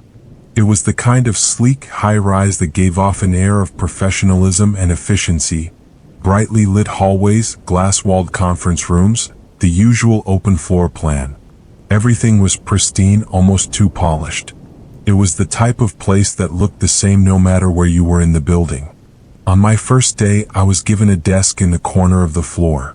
It was perfect for me, quiet, away from the noise of the bustling open space. My coworkers seemed friendly enough, but most of them left early, finishing their workdays by 5 p.m. at the latest. I had always preferred working late, enjoying the quiet and the chance to catch up without distractions. The first week went by smoothly. I stayed late a few nights, relishing the empty office as I caught up on projects. The hum of the air conditioning and the distant sound of traffic outside were the only things that broke the silence. It was peaceful, almost calming. Then one night things changed. It was around 8 p.m. and I was the only one left on the floor as usual. The overhead lights dimmed automatically after hours, leaving only a soft glow around my desk. I was focused on an important deadline, typing away when I heard it for the first time, a faint sound like a distant murmur. At first, I thought it was just my mind playing tricks on me after a long day. But as I sat there, I realized the sound wasn't coming from outside or from the building's ventilation. It was coming from inside the office. It was subtle, like the sound of someone speaking in hushed tones, too far away to make out the words. I took out my earbuds, listening more closely. It sounded like it was coming from the far side of the office, near the row of empty desks that no one used. I brushed it off, figuring maybe someone else was still in the building working late like me. But when I walked around, checking the floor, I found it completely empty. The murmur had stopped. The silence felt heavy, almost suffocating. I went back to my desk, trying to ignore the unease creeping up my spine. Maybe it was just the pipes or the air conditioning system, I told myself. Old buildings sometimes made weird noises. The next night I stayed late again. I was determined to finish my work and wasn't going to let some strange noise get to me. But just as I was getting into my groove, the murmuring returned. This time it was louder, more distinct. I still couldn't make out the words, but it felt closer, like someone was standing just a few desks away, whispering. I stood up, heart pounding, and looked around the room. No one. I walked toward the empty desks again, determined to find the source of the noise. As I approached, the sound seemed to grow fainter, almost as if it was retreating from me. I checked every corner, peered into every cubicle, but the office was deserted. I went back to my desk, trying to ignore the growing sense of dread building in my chest. The murmur was gone again, but the uneasy feeling lingered. I couldn't focus on my work anymore, my attention drifting constantly toward the empty side of the office. It felt like someone, or something, was watching me. By the time I left that night, I was on edge. The office no longer felt like the peaceful, quiet place I had grown used to. Felt wrong. A few nights later, I was working late again, this time more prepared for the strange noises. I had told myself I wouldn't let it bother me. I put on my headphones, determined to drown out the creepy murmuring. But at some point past midnight, the sound came back. Louder. Closer. I took off my headphones, heart racing. This time it wasn't just a murmur. It was unmistakably a voice. A single voice whispering, but I still couldn't make out what it was saying. And then I heard something else. A chair scraping against the floor. My blood ran cold. I stood up quickly, scanning the room. There, at the far end of the office, one of the chairs that had been neatly tucked under a desk just a few minutes ago, was pulled out, slightly askew, as if someone had just been sitting there. I stared at it, my pulse quickening. There was no way anyone else was here. I had checked the entire floor earlier, and the security system didn't allow anyone in without a key card. The building was locked after hours, and only a handful of people had access, myself included. But as I stood there, frozen in place, I heard the murmur again. This time it was right behind me. I spun around, heart pounding, but there was no one there. Just the rows of empty desks and the soft glow of the dimmed lights. The office was silent again, the sound of my own ragged breathing the only thing breaking the stillness. I didn't wait any longer. I grabbed my bag, shutting down my computer with shaking hands, and left the office as quickly as I could. I didn't look back. The next day, I asked a few coworkers if they had ever heard strange noises at night. Most of them just laughed, telling me I was probably tired or imagining things. But one of the older employees, a quiet guy who had been there for years, gave me a strange look. "You're not the first one to hear it," he said, his voice low. "People used to talk about it years ago. There was someone who worked late shifts here. Always stayed late, never left until the early hours. But one night they just disappeared. No one saw them leave, and their desk was left exactly as it was." He shrugged, looking uneasy. "After that, some people said they started hearing things. Voices, furniture moving, like someone was still working late. But most of us just try to avoid staying past dark." I didn't want to believe him, but his words stuck with me. The office had always felt strange at night, but after that, I couldn't bring myself to stay late anymore. Even now, months later, I avoid working past 5 p.m. But every time I walk by that corner of the office, I can't help but glance at the empty desks, half expecting to see the chair pulled out again, or to hear the faint murmur of a voice whispering in the shadows.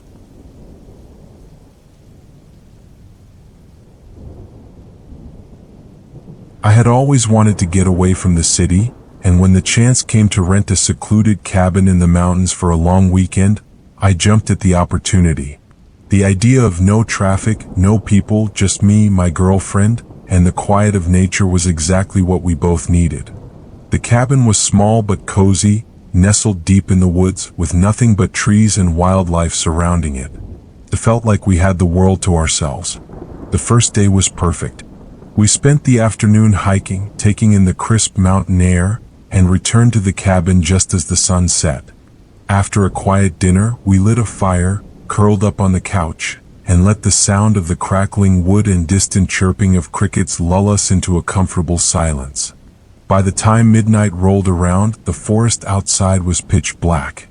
No moonlight filtered through the thick trees, and the only light in the cabin came from the dying embers of the fire. We had planned to head to bed soon, but I was enjoying the stillness, the sense of isolation that came from being so far from the rest of the world. That's when we heard the first knock. It was soft, barely audible over the crackling fire, but unmistakable, a knock on the front door. 3 taps, slow and deliberate. We both froze, staring at each other in confusion.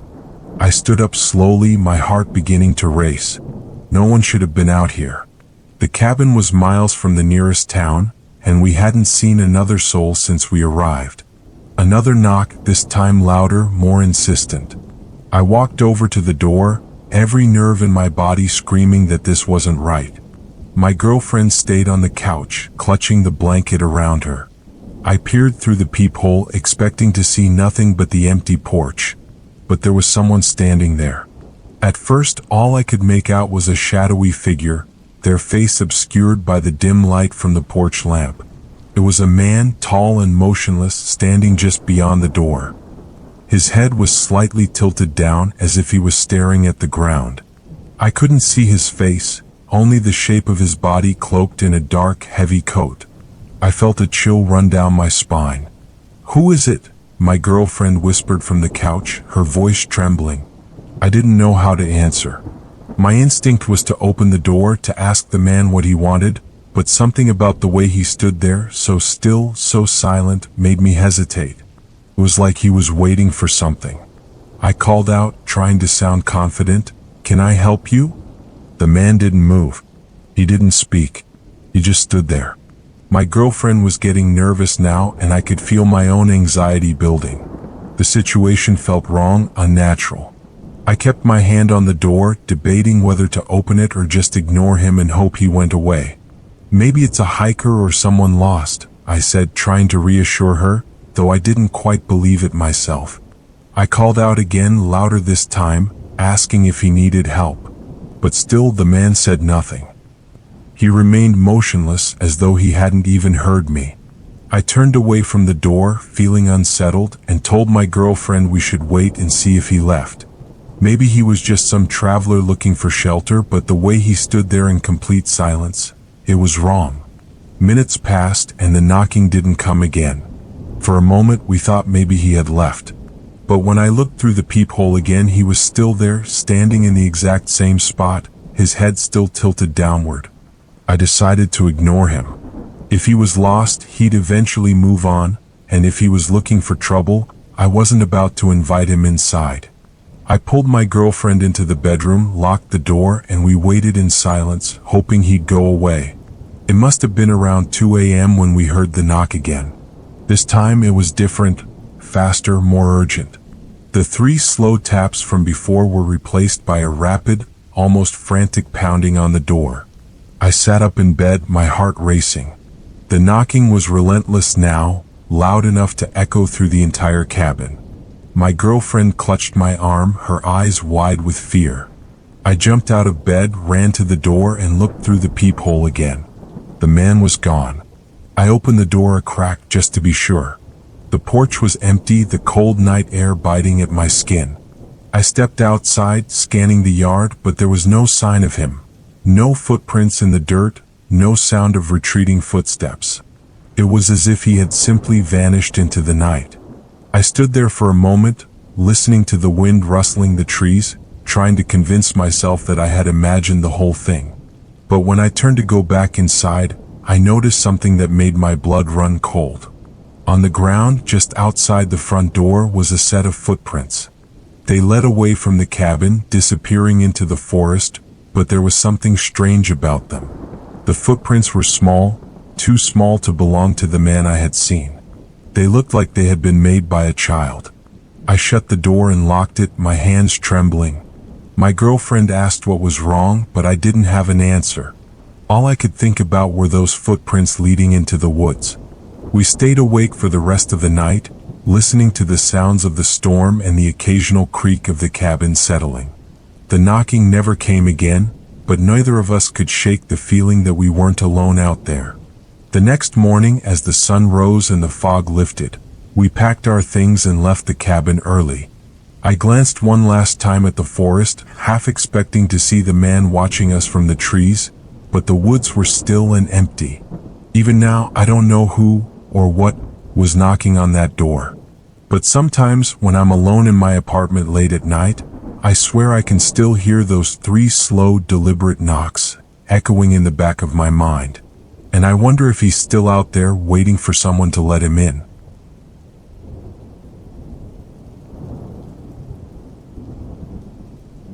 Back in high school, I wasn't one to believe in ghost stories or strange occurrences, but something happened during my senior year that I still can't explain. I was part of the student council, and we often had to stay late after school to organize events or prepare for meetings. It wasn't unusual for me to be one of the last people to leave the building, especially when we had something big coming up. The school was a typical old brick building with long hallways and creaky floors that echoed with every step, but during the day, it was full of life and energy. At night, though, it took on an entirely different atmosphere. One evening, we had just finished a late meeting for an upcoming dance, and I stayed behind to finish some last-minute work. The school was almost entirely empty by then, with only a few teachers left in their offices and the janitor quietly cleaning the lower floors. It must have been around 8 p.m. when I gathered my things and started heading toward the exit. As I walked down the long hallway on the second floor, the silence of the building pressed in on me. The fluorescent lights buzzed faintly overhead, and my footsteps echoed off the linoleum floors. I had my backpack slung over one shoulder and my keys in my hand, eager to leave after a long day. That's when I heard it, the unmistakable sound of footsteps behind me. I stopped in my tracks, turning around quickly. The hallway stretched out behind me empty. No one was there. I frowned, listening carefully. For a moment, the building was completely silent again, except for the faint hum of the lights. Shaking my head, I told myself it was nothing, just the echo of my own footsteps lingering in the large empty space. But as I started walking again, the sound returned. Footsteps perfectly timed with mine. I stopped once more, heart pounding now, and turned around again. The hallway was still empty. There was no one there, no sound, nothing out of place. But I knew what I had heard. It wasn't just my imagination. I picked up my pace, eager to get out of the building, but the footsteps behind me did the same. Faster, closer. They echoed down the long corridor, matching my every step. My breath caught in my throat as I glanced over my shoulder again, but still, the hallway was empty. The sense of being watched crept over me, making my skin prickle. I started walking even faster, practically jogging toward the stairs at the end of the hall. But the footsteps behind me quickened too, almost as if someone, or something, was chasing me. I hit the stairwell and ran down the steps, not caring how ridiculous it might seem to anyone who saw me. The sound of the footsteps faded as I reached the bottom floor, and for a moment, I felt a rush of relief. But then the footsteps started again. This time they weren't behind me. They were coming from above. I looked up the stairwell, my heart racing. The overhead lights flickered slightly, casting shadows on the walls. I couldn't see anyone at the top of the stairs, but the footsteps were unmistakable, slow, deliberate, moving down the staircase toward me. I backed away, my mind racing, trying to figure out what was happening. I hadn't heard anyone following me down the stairs, and there was no way anyone could have been up there without me seeing them. But the sound continued, step by step, getting closer. I bolted down the hallway, adrenaline surging through me as I raced toward the front doors of the school. The footsteps behind me grew louder, faster, as if whoever, or whatever, was chasing me was picking up speed. I reached the front doors, flung them open, and stumbled outside into the cool night air. The moment I was outside, the footsteps stopped. The sudden silence was almost deafening, and for a few seconds I just stood there, breathing heavily, staring back at the darkened entrance of the school. There was no one behind me. No one at the doors, no one in the stairwell. The building was completely still, as if nothing had happened. But I knew what I had heard, and the fear coursing through me wasn't something I could easily shake off. I ran to my car and drove home as quickly as I could, trying to rationalize the experience. Maybe it had been the janitor or one of the teachers leaving late, and I had just imagined the rest. But deep down, I knew that wasn't the case. The next day at school, I casually asked a few classmates and teachers if they had ever noticed anything strange in the building, especially at night. Most of them laughed it off, saying the place could feel creepy after dark, but it was just an old building. No big deal. But one girl, Emma, gave me a knowing look. "You heard it too, didn't you?" she asked, her voice low. I nodded, feeling a chill run down my spine. She leaned in closer, glancing around to make sure no one was listening. "It's been happening for years. People hear footsteps when they're alone in the building, especially on the second floor. No one knows who or what it is, but it's always the same thing. You hear the steps behind you, but when you turn around, there's no one there." I felt the hairs on the back of my neck stand up. "Has anyone seen anything?" I asked, trying to keep my voice steady. Emma shook her head. "No one ever sees anything, just hears it.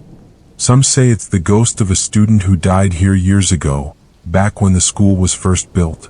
Others say it's just the building settling, or maybe it's the echo of footsteps from long ago. But whatever it is, it's always there." I didn't stay late at school after that. I made sure to finish my work before the sun set, and if I ever had to stay late, I always left with a group. I never wanted to hear those footsteps again, but even now, when I pass by that old hallway, I sometimes think I hear it. The faint, distant sound of footsteps echoing down the corridor, following me wherever I go. Alright, that's all the stories for today. I'm so glad you stayed with me until the end. It really means a lot. If you enjoyed this video, don't forget to like, comment, and subscribe. I'll see you next time.